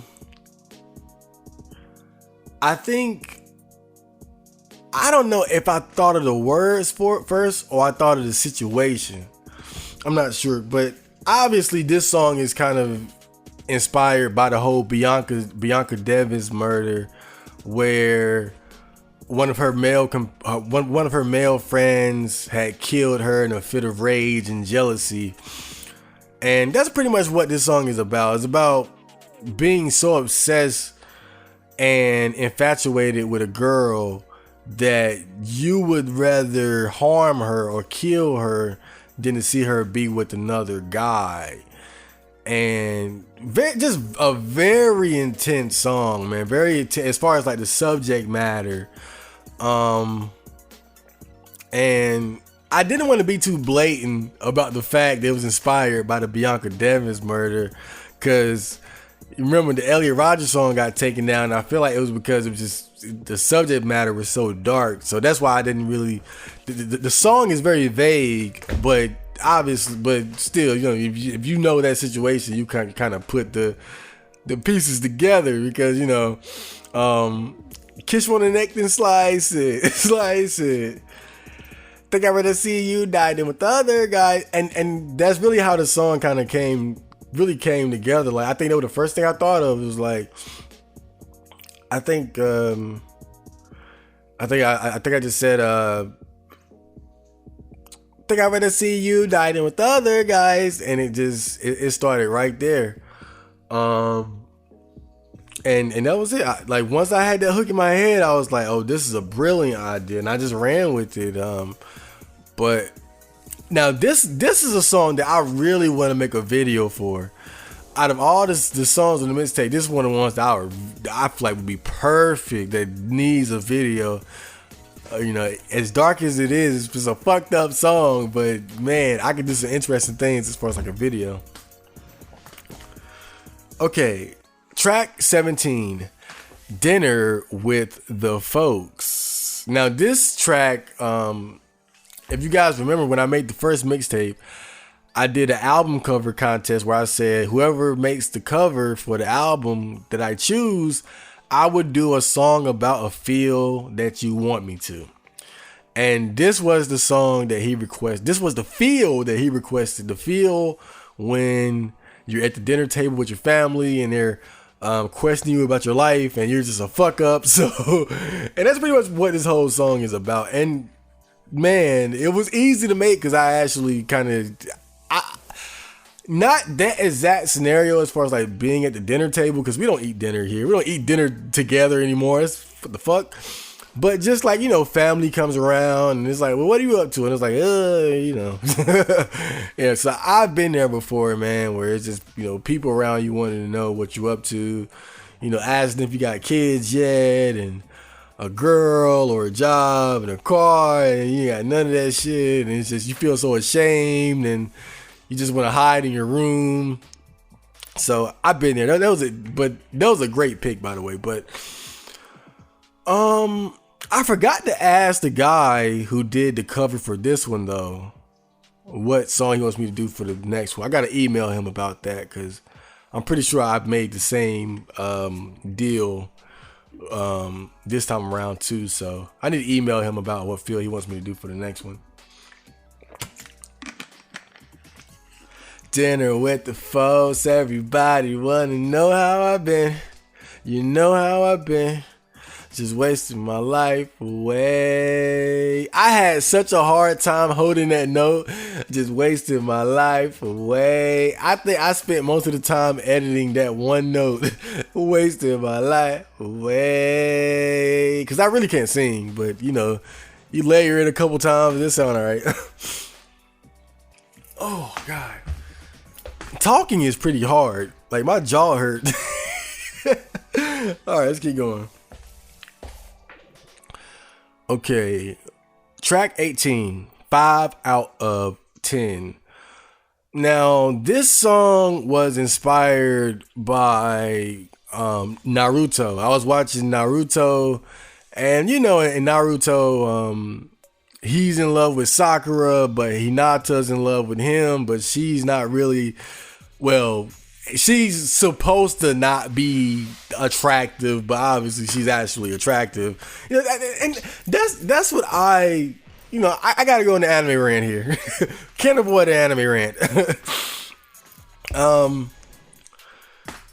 It's like in anime, the love interest is always attractive, even when she's not supposed to be attractive. Like Sakura is supposed to be like the pretty girl, and Hinata is like the I guess the average girl that nobody would really notice, but she's still fucking gorgeous, especially when she's older. Oh God, fucking bombshell, like a thick emo chick or something. I don't know, but oh yeah, just. That's what I appreciated about the Kids Next Door cartoon, was that the main guy, number one, his girlfriend's like this fat chick, and I'm not saying that you should fuck fat chicks, but I appreciate the fact that it wasn't just a typical situation of him having like a hot girlfriend. It was kind of true to life, and that, you know, some guys do just having an ugly fat bitch for a girlfriend. But yeah, man, this song was inspired by the little love triangle in Naruto, or love polygon. And just talking about how a lot of times, because I've experienced this myself, where it seems like the girls that I'm attracted to aren't attracted to me, and the girls that are attracted to me, I'm not attracted to. I've had, not a lot, but I've had those situations. I've had a few where, like I can think back years ago, and that's why I never call myself an incel. If anything, I'm a vocel. I feel like I have had opportunities to lose my virginity. It's just that I got standards. I'm not gonna fuck somebody I'm not really attracted to. But I remember years ago, man, I was at a friend's house and these two girls walked in. It was his cousin and one of her friends. And basically later on, I learned that the girl that was with his cousin, liked me. But I was like, hell no, because she was ugly as fuck. I mean, look, man. I'm not trying to pick. I'm not trying to talk. It is what it is. Some people just ugly. I'm not that great looking myself, but I gotta say, I did not find her attractive at all, to say the least. I didn't want to look her. I didn't even want to look her way when she came in the damn house. But that was one of those instances of somebody that I wasn't really attracted to being attracted to me. And I've had maybe a few of those over the years. Not a lot, but a couple. And it's just so disappointing, because when those situations come up, you just know that it would be a slam dunk. If I wanted to fuck those girls, it would have been so easy. It would have been no effort. But I wasn't attracted to them. It's that simple. Now it would have been different if they were actually 5 out of 10. But I mean, I'm talking like 3s, bro. Like if they were actually like a 5 or a 6, would have been different. I probably would have been like, I would at least considered it. But these were really like bottom of the barrel, bro. Like just no attraction to them whatsoever. But that's really what that song is about. Just when a girl you're not really attracted to is attracted to you, but you're more focused on the more attractive girls and whatnot, because that is a real phenomenon. But what I dislike, I hate it when people say shit like, "Oh, you guys only want Stacy's and you're ignoring like the average girls," when actually it's like, of course we would want to fuck Stacy, but we don't believe we could actually fuck a Stacy. We will be happy with even an average level girl, of a girl of average attractiveness, but we can't even get those. And pretty much the only girls we could attract, if we can attract any, are the ugly fat bitches, the ugliest and the fattest. The ugliest and the fattest bitches. I mean, it's true though, because the average woman has so much sexual market value in our society now. It can be hard. Like it can be difficult for a lot of guys to even get. Like pretty much any halfway decent looking girl is getting a lot of attention nowadays, man. I mean, you look at some of the girls that guys orbit and obsess over on R9K. These are like average ass girls, like Sierra and all, like just average as fuck. Just not even plain Janes. Like they plain Janes. But that's what a lot of guys would be satisfied with. That's why, and like I said, if we could actually get a 5 out of 10, it would be amazing. But it was just pretty much just a song about that whole phenomenon. Yeah. Now, track 19, Herbivore Male. Now, this is kind of a play on words. Herbivore Male. This is kind of a weed song slash like kind of a weed slash MGTOW song.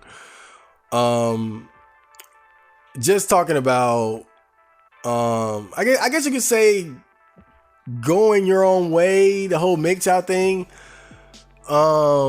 But also the indulgence of marijuana and other sort of vices as you enjoy your time alone.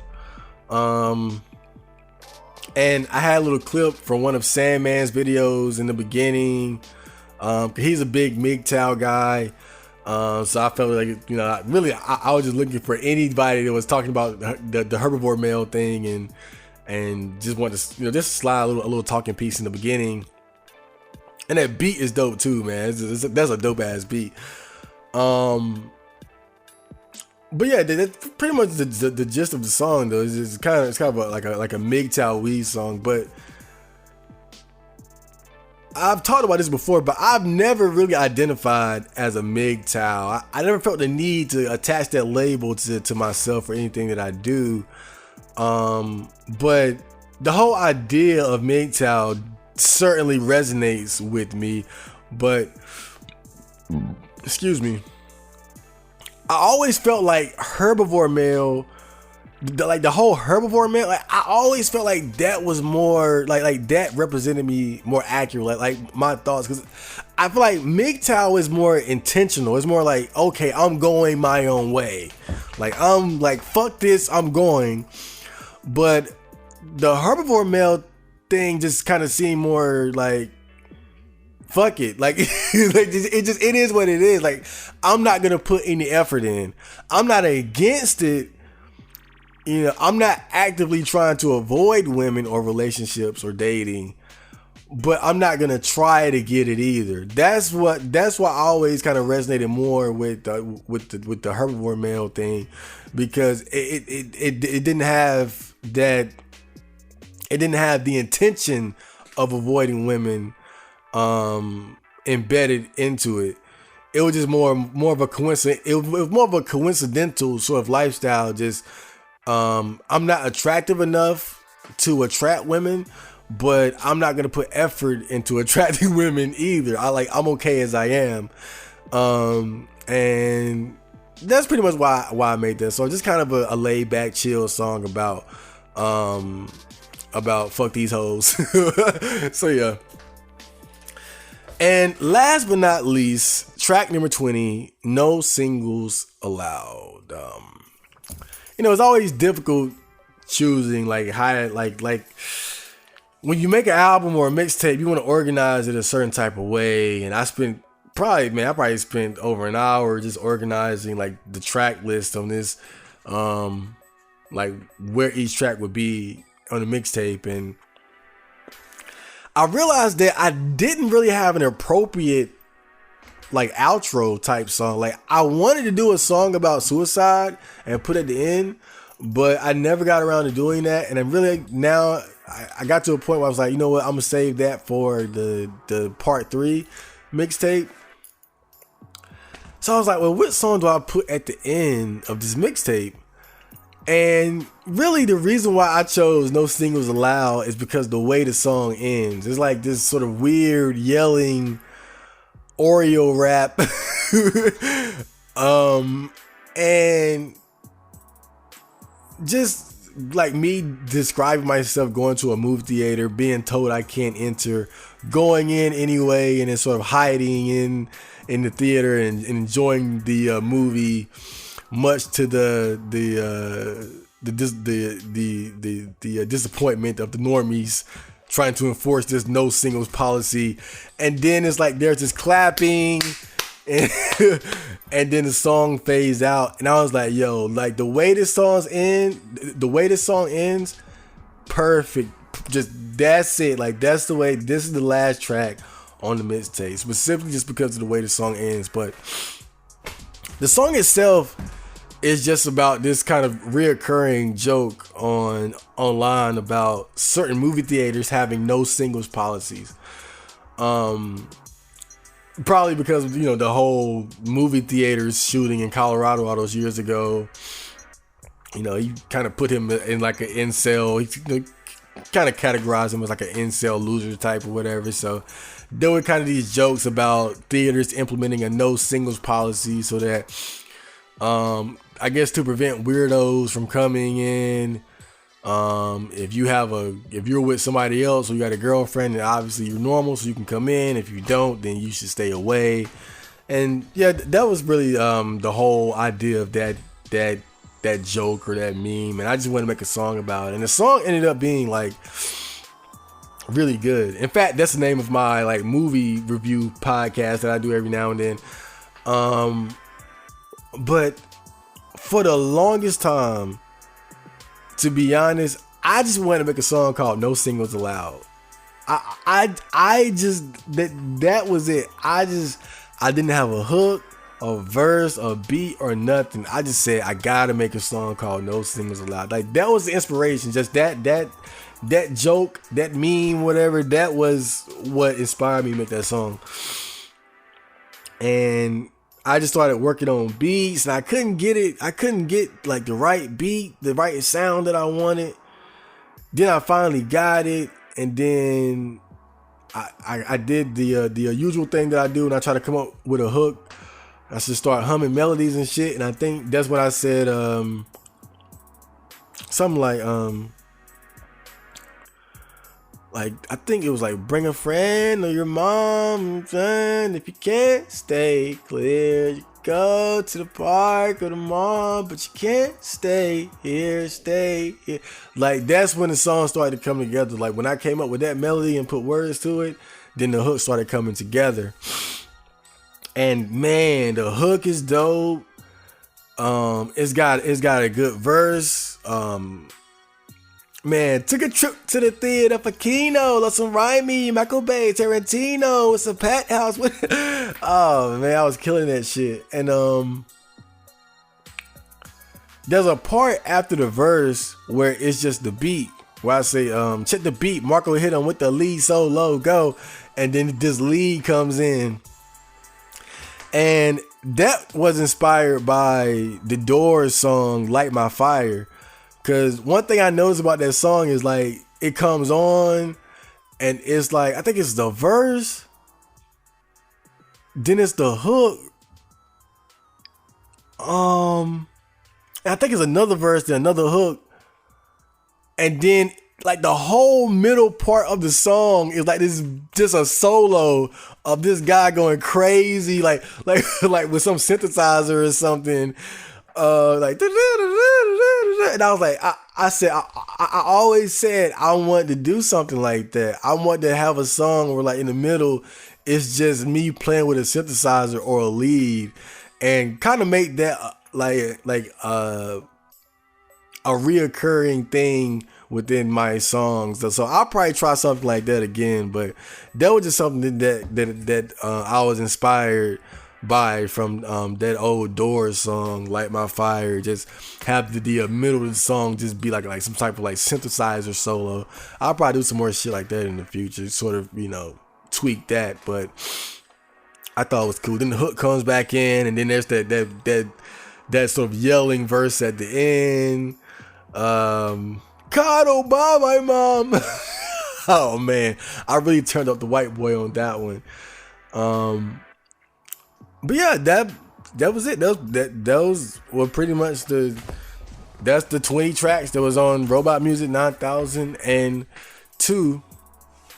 I hope you guys enjoyed the mixtape. It's available on YouTube, that Piff. There's a download on my Mediafire. It's on Spotify and various other streaming services as well.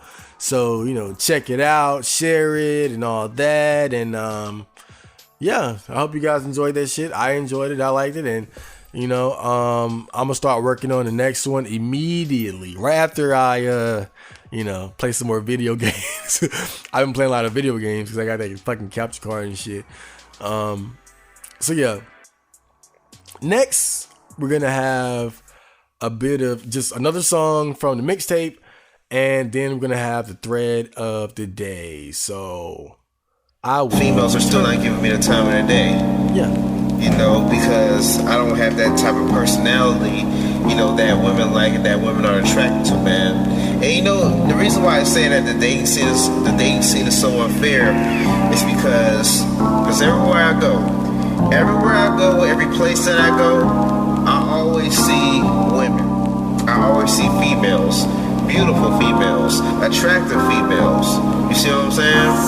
Hello everybody out on YouTube, it's your boy and I'm back with some really good news. Just kidding, still the same loser, still the same story. Girls look the other way, know they feel disdain for me. Oh well, overlook me cause I'm looking like a mini me. Just give me a chance, I promise to love you tenderly.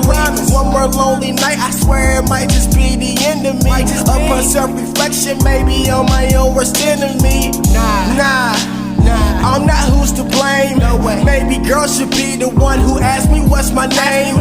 Test me first and play the nurse so I won't feel this pain. If you can't relate, I suggest you stay in your lane. Smell me?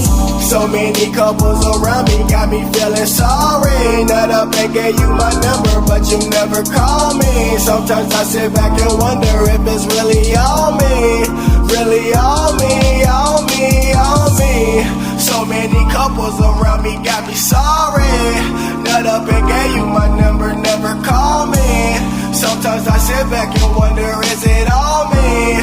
Is it all me, all me, all me? Bet you if I was a thug, you would show me love. Pants sagging, dirty lugs, blowing hella drugs.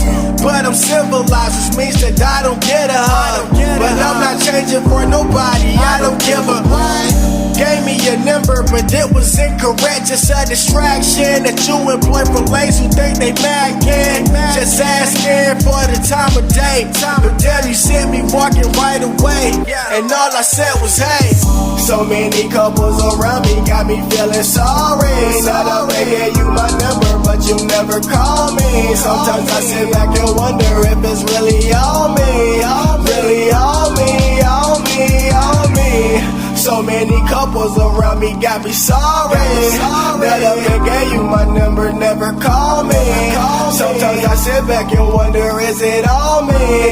Is it all me, all me, all me?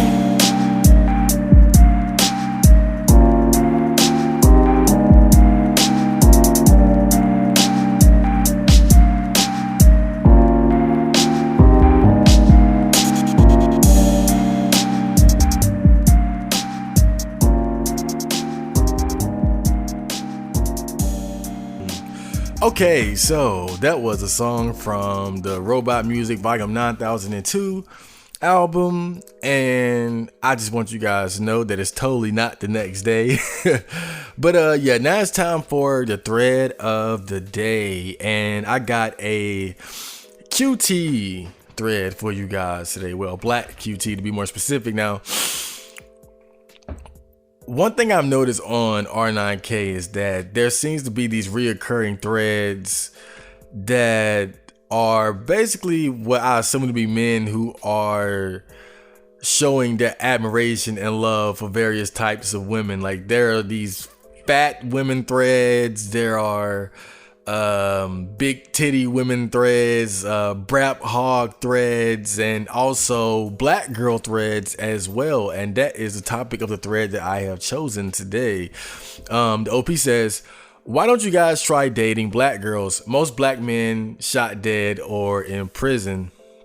Now, I'm not sure if it's a white guy who's just a fan of black girls. I don't know if it's a black phenomenon trying to convince white bots, white robots, white males or Mexicans, whatever the fuck she wants, to fuck black women. I don't know who's behind these threads, but they are definitely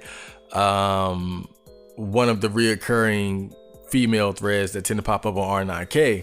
Now, the first post says, "I'm not interested in ugly, entitled negresses shill." So he kind of knows that somebody's shilling black women on R9K. But again, I'm not sure what their motivation is. Is it just someone who's genuinely fond of chocolate beauties, or is it just like some weird FBI conspiracy shit? I don't know what the fuck is going on with this.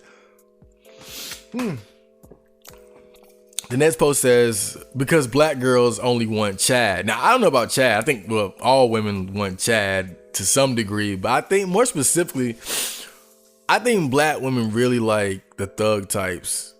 I think they really like the gang banging, gangster, drug dealing type of guys. Like, I've never heard of those type of guys having trouble getting laid. It seems like the whole women like bad boy meme is very true with black girls, at least in my experience and observation. The next post says, "What am I supposed to be shilling?" So I'm assuming that's the guy or girl who made the thread, sort of playing dumb, like he's not trying to promote black women on the robot board. And the next post says, "Black women stink." Oh, wow. Excuse me. But one thing I've noticed, and I'm not sure, well, one thing I've noticed is that it seems like black people feel like white people have a smell to them. And it seems like white people feel like black people have a smell, like a unique smell to them. And I definitely have experienced this with white people. It's like, I mean, ever since I was a child, I noticed that white people had a particular smell, and my fellow black people don't have that smell. Like, white people have a certain scent to them, and it's not like a stink. It's not like, oh, white people stink. It's just like, it's a scent. It's almost like, this is gonna sound probably offensive, but it's almost like how Friender has a particular smell. Friender has like a dog smell, but it's not a bad smell. He has a unique dog scent, but it's not bad. As long as he's been bathed within the last like 2 or 3 days, it's not a bad scent. It's a unique scent that is and I noticed that dogs tend to have a scent like that. And of course, if you don't bathe them, it goes from like mildly amusing to downright funky. But that's how I would describe the smell of white people. Not that they smell like dogs, but that it's a unique animal-like smell that they have. And I guess maybe they smell that on us, but it seems like when they describe it, it's more like a stink. Like just straight up black people stink. And I hear Indian people smell like curry, so I don't know what the fuck it is. I don't know what it is, but I know that white people have a scent, so maybe white people feel like we have a scent as well.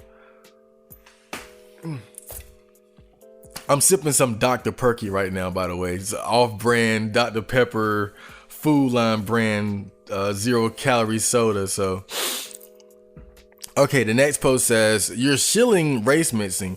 You have to accept that most white guys would never want negresses."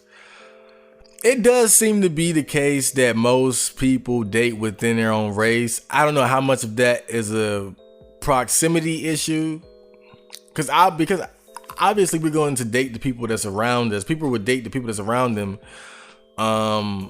but of course the people around them is usually going to be people of their own race. And one thing I've noticed is that it seems like whenever there's a white girl who's integrated within the black community, like a white girl from the ghetto, she usually doesn't have any problem dating or having sex with black guys.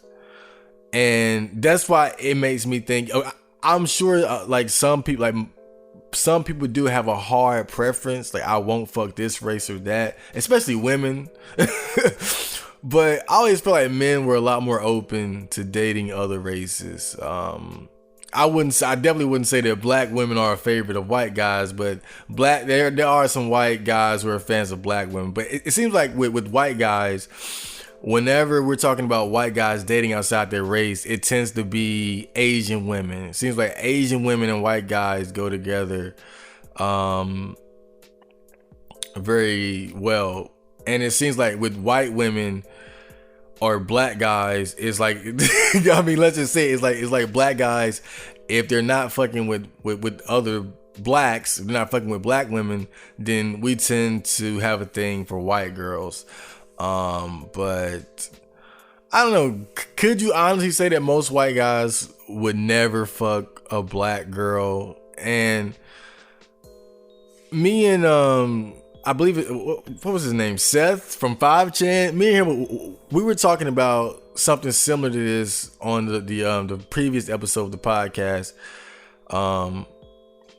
where he basically stated that he felt as if, yeah, a lot of guys on 4chan say I wouldn't date this type of girl or that type of girl, but in that situation, if they were actually in that situation, more than likely they would actually have sex with that type of girl or whatnot. And I kind of agree. Like, I see these guys say I would never fuck a black girl, but I'm willing to bet that if a top tier black QT like hit on them and really laid that ass. Flirted hard and made it abundantly clear, like, you can get this black pussy. I think a lot of guys who say that shit would crumble under the pressure of their own attraction to feminine energy. I think it's easy to say what you wouldn't do or what you would do outside of that situation, but I do feel like a lot of these guys who say shit like that, come on, would they really turn down a Beyonce type girl, a girl who looks like Beyonce or Megan Good, or what's the Rihanna? I don't know. Oh God, what's that? That's another girl I'm thinking of who's really cute, but she's like mixed. So I guess I'm not gonna really throw her in there, you know. So yeah, let's move on. Okay, hold up.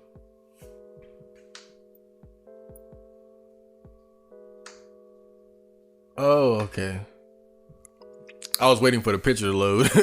Okay, now this post says, race mixing is disgusting and mixed kids are more prone to mental illness and identity issues. I wouldn't say race mixing is disgusting, but that's not an opinion that I'm surprised to see on fucking 4chan. But it does seem like mixed kids have I don't know about mental illnesses, but identity issues where they don't really feel like they belong with either the blacks or the whites or the Asians, especially with the half Asian, half Caucasian guys. It seems like their sense of identity is really gets fucked up, man. I think that the black and white mix is easier to deal with because I think that light-skinned people who are a mix of a white and black parent, I think typically they tend to integrate into the black community fairly well. There is that sort of the award between dark skin and light skin niggas and the endless jokes that we have against each other, but ultimately, honestly, there is no real animosity towards like light-skinned guys or light-skinned girls or anything like that. Really, if anything, it's like if you're a light-skinned guy, the brothers might assume you're soft, especially if you're like a pretty boy type. And if you're a light-skinned girl, darker skinned girls are probably going to be somewhat envious and feel like you think you all that and shit like that, because a lot of guys love light-skinned girls, myself included. But I don't think the black and white mix has much trouble fitting in, because typically they'll just lean towards the black community and be welcomed with open arms. I don't know about the white community, but you know. But definitely Asian white. Yeah, that's one that, cause that's, man, that's two totally different cultures. Two totally different cultures, man. But yeah, moving on. Okay, now this guy says, because they're hideous apes and now are all we was kings. Blacks aren't people, so why would I, a white person, fuck a subhuman ape? Think, Anon, what are you, a nigger? Wow, that's racist. Oh man, I can only hope that his opinion isn't that extreme and that he was memeing, but if it is, it's whatever. This is, to me, I think one of the reasons why it seems like white guys get upset sometimes when white girls fuck black guys.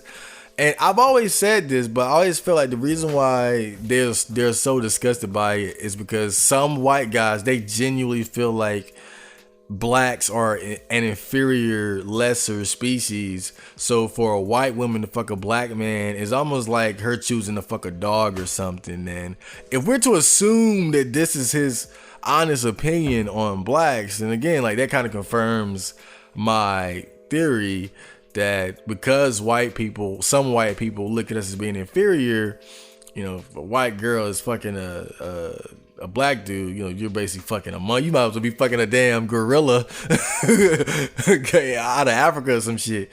And while I'm sure some white guys wouldn't entertain the thought of dating a black girl. Next thread, comment, post. Okay, now this guy says, they look too manly and act really obnoxious most of the time. I picked a lot of negative ones.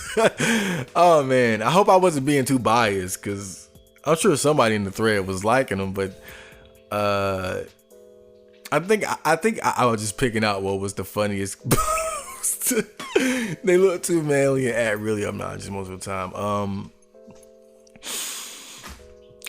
I'm not sure. That's interesting. I think he might have a point. I think obviously the second part, yeah, I mean, that's obvious. Like, ratchet black girls are just, God, man, almost intolerable. Like, they're like an epicenter, or just such a strong source of negative, chaotic energy. It is just so unbearable to be around like a truly ratchet thought type black girl, man. But as far as appearance, cause there are some gorilla looking hoes out here. It's some strong looking bitches out here. it's some strong masculine looking bitches out here. But I'm just thinking, like, is it that only the black women seem more masculine? Like, I'm trying to think, cause when I think of like an ugly black woman, I can see what he's talking about, like that masculine, tough gorilla looking bitch. But it's like, when I think of like ugly white women, I don't really have a masculine stereotype in my head like I do with black women. When I think of an ugly white woman, I just think of like fat, pasty, pig-faced white woman, but not them necessarily being masculine or have like masculine energy. So I don't know. I'm somewhat in agreement there, is that it does seem like when a black woman is unattractive, it can be because of just looking more masculine than a woman needs to be. Whereas it seems like with other races, when a woman is unattractive, she's just straight up ugly. It's not that she's masculine or looks manly. But I don't know, it's something worth investigating. Okay, now this post says, I would literally turn gay before putting my dick anywhere near a black woman. Seriously, how fucking desperate would you have to be? I mean, well, there you have it, dude. I mean, this guy would rather suck balls than fuck a beautiful black queen. But yeah, I'm trying to remember, like, was everyone in the thread? Just because usually I avoid threads like this. I don't, fuck that. Like, I know there's nothing but nonsense in these threads. So I finally took a peek into it, but I'm surprised at how many guys are of this opinion. How many negative comments or posts I saw in that thread. But yeah, I guess a lot of these guys on R9 Cages are not fans of black women. But again, I have to question their dedication. Okay, next post.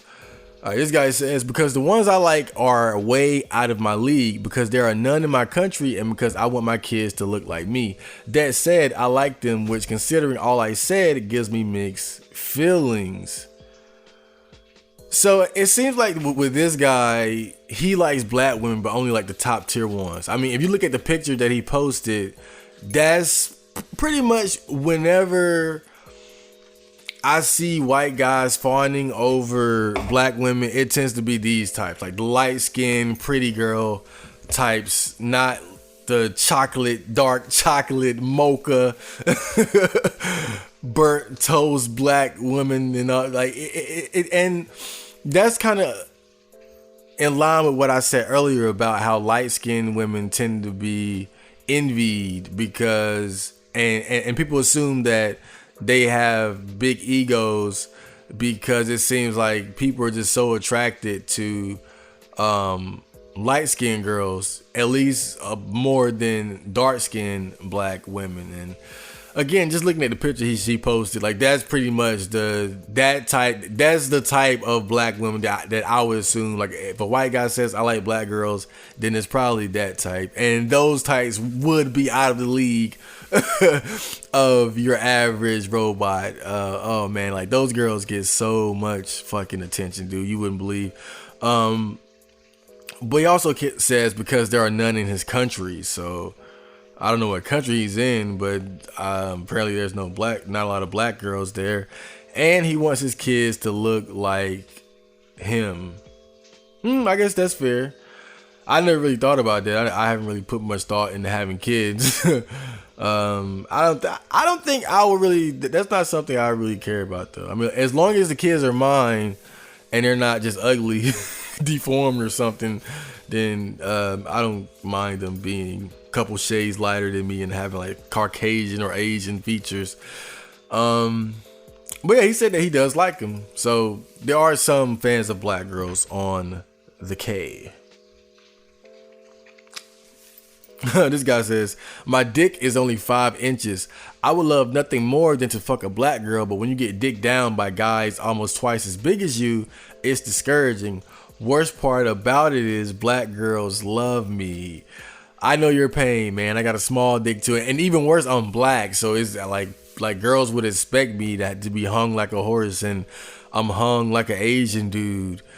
And yeah, just another reason why I'm not really concerned about having sex right now, because it's pretty obvious to me that I'm going to come up a little bit more than short, since more than likely I'm going to be dealing with a black girl who's been with fucking Mandingos and Justin Slayer, Mr.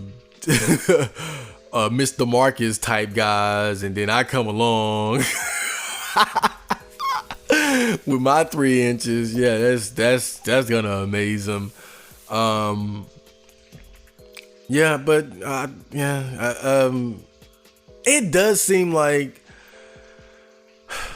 I don't want to say black women seem to be like more of a size queens than other races, because really that's something I can't really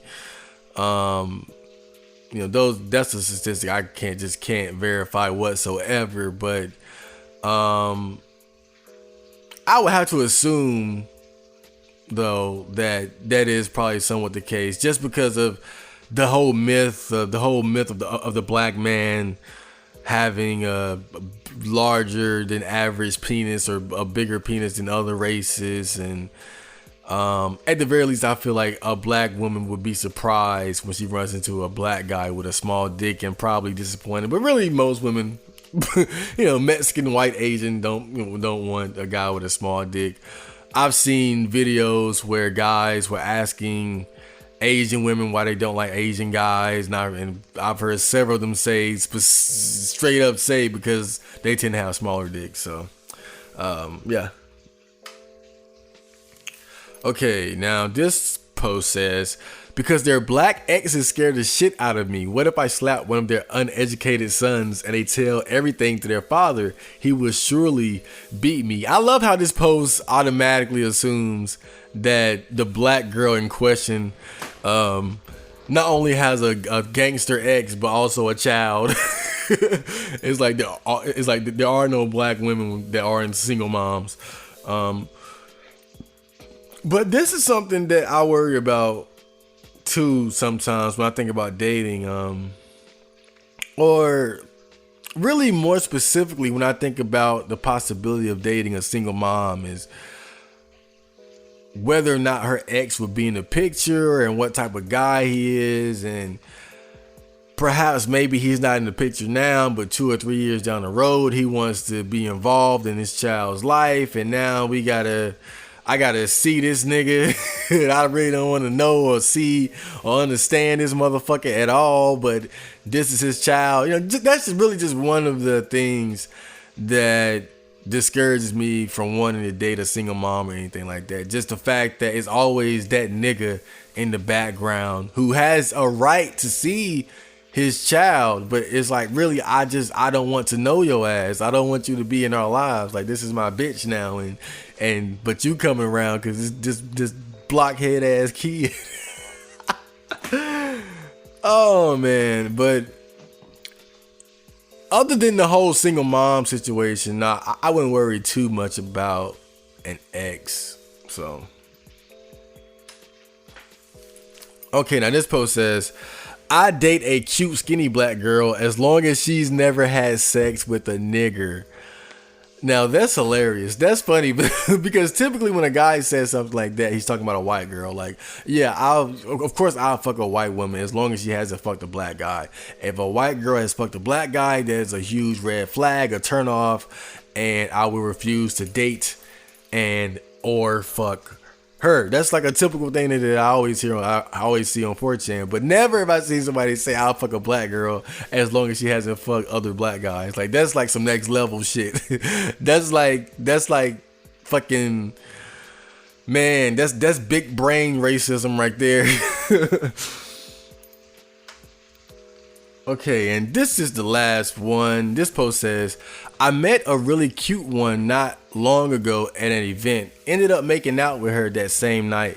Went on one date with her afterwards and she ghosted me like it was nothing. So it's not like I haven't tried. And this is a typical story that a lot of guys go through. Meet a girl and you have fun. You think that she had a great time as well, and then you get ghosted, And situations like this really just proves that women just have so many goddamn options. It's like you could have a great time with her and you would be totally convinced, like, man, I have fun, she have fun, we really like each other. But what you don't know is that there's another guy who's in the picture and he's like 5% better than you. Even though you have fun, there's this other guy who's 5 or to like 10% better than you. And following her hypergamous nature, she's going to stick with the better option, even though she had fun with you over the weekend. It would be different if it was obvious that she didn't like the guy. It would be different. It was like, oh man, we had a terrible time. There's no way she likes me, whatever. But it's all the worse when these guys, they have these dates or share time with a female, and everything about her body language, everything about what she says and how she looks at him and whatever is telling him she likes me, she's having a great time. But it won't matter at all if there's another guy who's just a little bit better than you or has this that you don't have and whatnot. And I think that's why a lot of guys end up getting ghosted, even in situations like these where it seemed like you really hit it off. But ghosting surely isn't something that's unique to black women. But like all women, black women got plenty of options. So even if the white guys on R9K don't want to fuck them, somebody surely will. So yeah, that was the thread of the day. I wanted to keep it short because I want to get this episode out before the 15th or on the 15th. So yeah, next I'm going to play another song from the mixtape. My favorite song from the mixtape. I'm sure you can guess what it is. And right after that, there will be the comments. So stay tuned. Damn. Look at that girl over there. Woo. Kawaii. Look at her ass though. Hey, you should go say hi. Nah. Dude, he doesn't have a chance in hell. Come on, just give it a shot. No, she probably has a boyfriend. Yeah, he's right. You don't even know. He's gonna kick your ass, man. You were standing there looking so motherfucking pretty. I swear you must be the baddest girl up in the city. We went to school together, but I know you forget me. I won't be offended if you do not know my name. Gamer, but I got no game. All of my clothes are the same. Looking so lame. Look back on my life with shame. I wanna jump off a plane like I was Bane or deal with the pain. I tried the whole frame, but what is my aim? Can't deal with the pain. I fucked up my frame. I fucked up my brain. I fucked up my brain. I can't even say hello, hello, cause I don't wanna hear you say hell no, hell no. Girl, you don't ever look my way. You don't ever look my way. Okay, I don't even know what to say. I don't even know what to say. Seeing you looking so fine, putting my heart in a bind and my mind in a trance. You're like 1 + 9. Give me some time of the day when I hop in your pants. You with no makeup, see you when I wake up. Got a rap to your pics, rap to exist. Never had a bitch where I know a few girls that I just gotta hit whoa. First gotta get dough. Squats in a boatload of oats, gotta get swole. Wanna see you get low. I'ma hit a chick with a stick like Rolento. Just wanna get hoes, rip to the beat, hit the weed when I'm with bros. Might need a benzo. Wonder if life all alone got me mental. I can't even say hello, hello, cause I don't wanna hear you say hell no, hell no. Girl, you don't ever look my way. You don't ever look my way. My way, my way. I don't even know what to say. I don't even know what to say. I don't know what to say. Wanna say hi, but I am too shy to try to even look you in the eye. Sigh, can't get away from my mind. Why? I should just go grip a 9. Bye. Hope I don't come out too needy. You got my dick going 3D without even touching. It's obvious you don't need me. When you see me up on TV, don't call me for nothing. I feel like I'm nothing, but damn, I know something. This rap shit, I run it. No, we don't kick it, we punt it. Running from loneliness daily, meet me at the summit. Wait, will you be my Valentine? Faye, so fine, I wish I was blind. Ray, like how you coming. You got my heart running, I can't overcome it. Girl, you got me fiending, and you got me dreaming. Releasing my semen by pleasing my demons. From morning to evening, upset when you leaving. I don't know the meaning. I can't even say hello, hello, cause I don't wanna hear you say hell no, hell no. Girl, you don't ever look my way. You don't ever look my way. I don't even know what to say. I don't even know what to say. I don't know what to say. I can't even say hello, hello, cause I don't wanna hear you say hell no, hell no. Girl, you don't ever look my way. You don't ever look my way. My way, my way. I don't even know what to say. I don't even know what to say. I don't know what to say. Well, It looks like you missed your chance, man. You fucking pussy. I wonder where she's going now. Getting fucked by alpha males.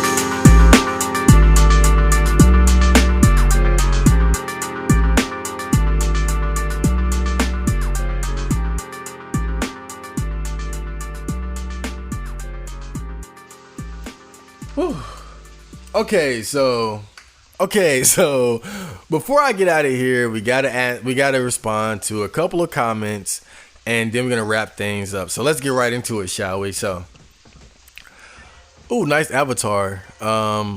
Coldfish Hat says, "This shit slaps. You've improved a lot. Great shit, bro." And that's exactly what I aim for. Just trying to see like how far I can take my musical abilities, but I definitely have been half-assing a lot over the years. But one of my New Year's resolutions is to really push it to like the next level. Like if I'm Super Saiyan, I want to go Super Saiyan 2 now. So I'm glad that you've noticed that I've made improvements all around. So yeah, thanks for the comment. Now, Kasir Ram says, 2020 resolution, stop caring what people think, men, women, or other. Get a job and buy hella games. Go to cons, ball out. And then the Savior says, Norp. I'm assuming that's like nope.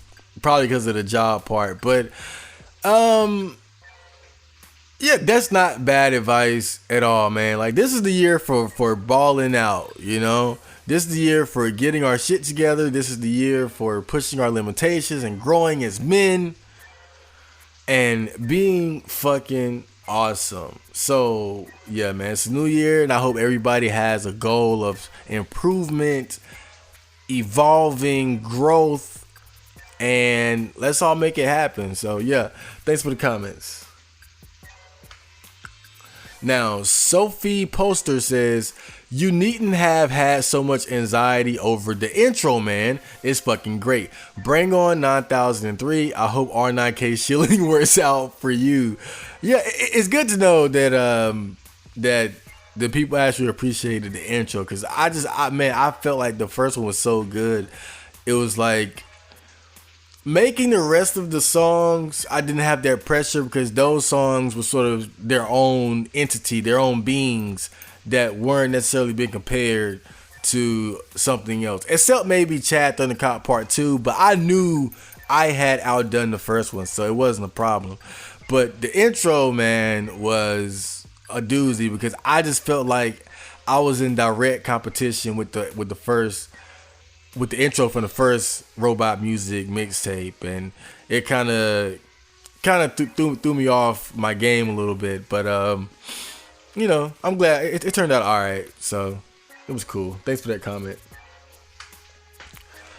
So Davington says, I agree. Davidson says on the ReZero anime review, he says, I agree, really. I fucking hated the characters and I couldn't even finish it. I knew what was gonna happen and it was just awful. Yeah, man, I feel like ReZero has a lot of strengths, but the biggest hole in his defense is the simple fact that I feel like the characters were so unlikable. I just didn't give a fuck about them. I didn't care what happened to Subaru or any of his friends or other people. I just really wasn't invested in the outcome of anything. It was just morbid curiosity about how Subaru would get himself out of these escalating bad situations by abusing the return by death power. But yeah, man, thanks for that comment. Okay, this is a long one. Vin says, wish R9K could go back to this sort of stuff. I only joined in 2016, not because of LMAO let it bullshit, but more genuinely. And I remember all the quality, as in threads filled with paragraphs of actual discussion or actual humor in which people would just read off more bored normal fag, and it was great. I only ever lurked, probably made only one or two threads ever across all boards. I think they were both on R9K. I just want to go back. If I could experience what I remember from Infinity Chan, which was definitely better, but damn, just a few years ago, R9K was nice. unironic blog post, but I seriously have nobody to talk to about these sorts of things. Even my two friends who are absolutely red pilled and black pilled. Well, I don't know many people either who I could talk about R9K with. It's not exactly my friends don't really know about that fucking hellhole. So I can't discuss the R9. I can't discuss the state of R9K with the people around me, or the politics and the shilling and the woes of the R9K veterans like ourselves. But I guess R9K has gotten worse in my opinion. I do agree it's gotten worse. But I still feel like there's value there. I still feel like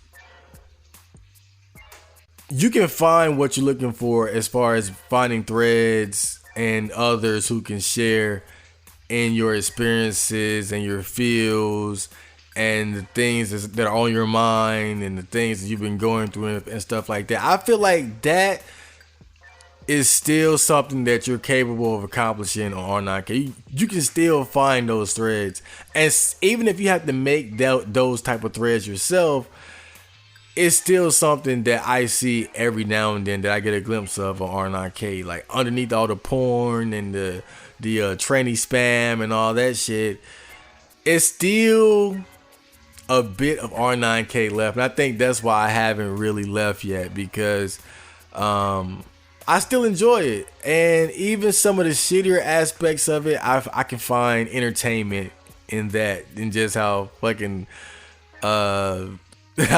crazy that whole board is. But thanks for the comment, Vince. Okay, this guy Shapiro Dead King says, you can be an anime voice actor, no BS. That'll be awesome. I think they should hire me because they've been using the same 15 actors for fucking over 20 years or so. So man, I wouldn't mind having that job, and not even for the money or because of I like anime, just to add some fucking variety to the voices in anime. Please, whoever is in charge of voice acting anime, hit me up. I would do it for free. just to improve the fucking dubs, the fucking anime dubs. Because my primary problem with dubs were not the quality of the voice acting. I don't expect Leonardo DiCaprio or Joaquin Phoenix tier acting in anime, but goddamn, let me at least not hear the same fucking 5 people in every single anime. God damn, but I really appreciate it. I had to go on a dub versus sub rant. I appreciate that comment. I think I do have an awesome voice though. That's why I said, man, like I have to do music, I gotta do podcasts, I gotta do video game commentary. I gotta get the most out of this awesome voice that I have. Okay, 4DE Izzy says, hey, you gonna re-upload episode 9 of your NEAT segment? I've been uploading How to Be a NEAT on Daily Motion. Again, not the best not the best streaming service, but just to have it in its entirety. I was thinking about maybe just uploading it again on my YouTube channel, but I don't want YouTube to just fucking to see that and be like, he's being disrespectful, he's being insubordinate, delete his channel. So, but I was wondering why they took it down, and my guess now, I'm assuming that maybe they took it down because the thumbnail was that Trap Cat dude from ReZero, but the actual content of that episode was very adult, and like I was talking about pornography and sex and all that shit. And so I was thinking maybe they took it down because the thumbnail was appealing to children, but the content matter was adult. That's what I've been kind of thinking, because really I can't think of any other reason why it got flagged and they took it down. But I don't want to test YouTube's gangster and just upload it again. That's why I haven't uploaded the Elliot Rodgers song again, because again, I don't want to get all my shit deleted over nothing. So I'll probably just upload it again on various other streaming sites once I get to it. Just that I've been busy working on other shit, so I haven't gotten around to uploading the whole thing on Daily Motion. I'm about 2 episodes in. But yeah, it'll be back up on the internet relatively soon. Okay, now and Ganter says, at least I have some music for this New Year's by myself. And then Prince 13X says, a fucking man. Yeah, it's 20 tracks. It's 20 tracks of robot goodness. It is nothing but the finest quality sad boy emo robot rap. 20 tracks just full of that shit, man. A couple interludes and skits, but it's all the same, man. And that's why I wanted to put it out around the holidays, sort of as a gift to you guys to enjoy. And again, I know most of you probably already heard most of the songs anyway, but just to have it neatly packaged so you can share it and enjoy it. I think I'm gonna print out the cover and put it in like a CD case and burn the CD with it, just to have like physical copies of them, like, and like put them in my room as like trophies. But yeah, I appreciate that. Okay, next says, this was on my top 10 horror movies video. He says his top 5 is The Fly, 1958, White Zombie, Texas Chainsaw, Halloween, and The Exorcist. Now, The Fly, 1958, what I didn't like about that movie was that, I don't know if I talked about this in the video, but what I didn't like about that movie was that it took so long to get to the actual story. Like, I felt like the problem with that movie was that they started the story off,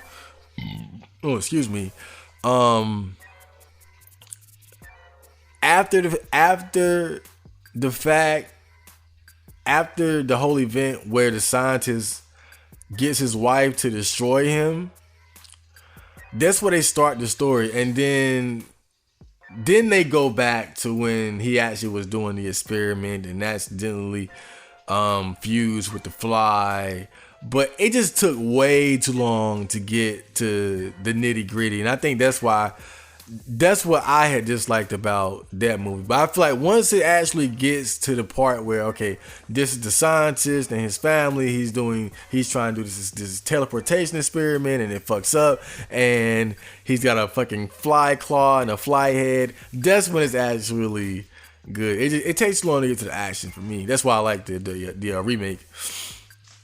I've never seen White Zombie, and obviously Texas Chainsaw was number 1 on that video, so you know how I feel about that. Halloween, I feel like Halloween's a solid horror movie franchise. I'm not a hardcore fan, but I feel like that's one that I should go back and check out, like, from the beginning, kind of like I did with Friday the 13th. And Exorcist, definitely a great horror movie. And honestly, because I watch horror movies regularly, and The Exorcist is probably the last time a horror movie really had me spooked. Like, no, I felt chills watching that shit. So yeah, great list, man. Other than The Fly, 1958. Okay, and last but not least, I think this is the last comment. Yeah.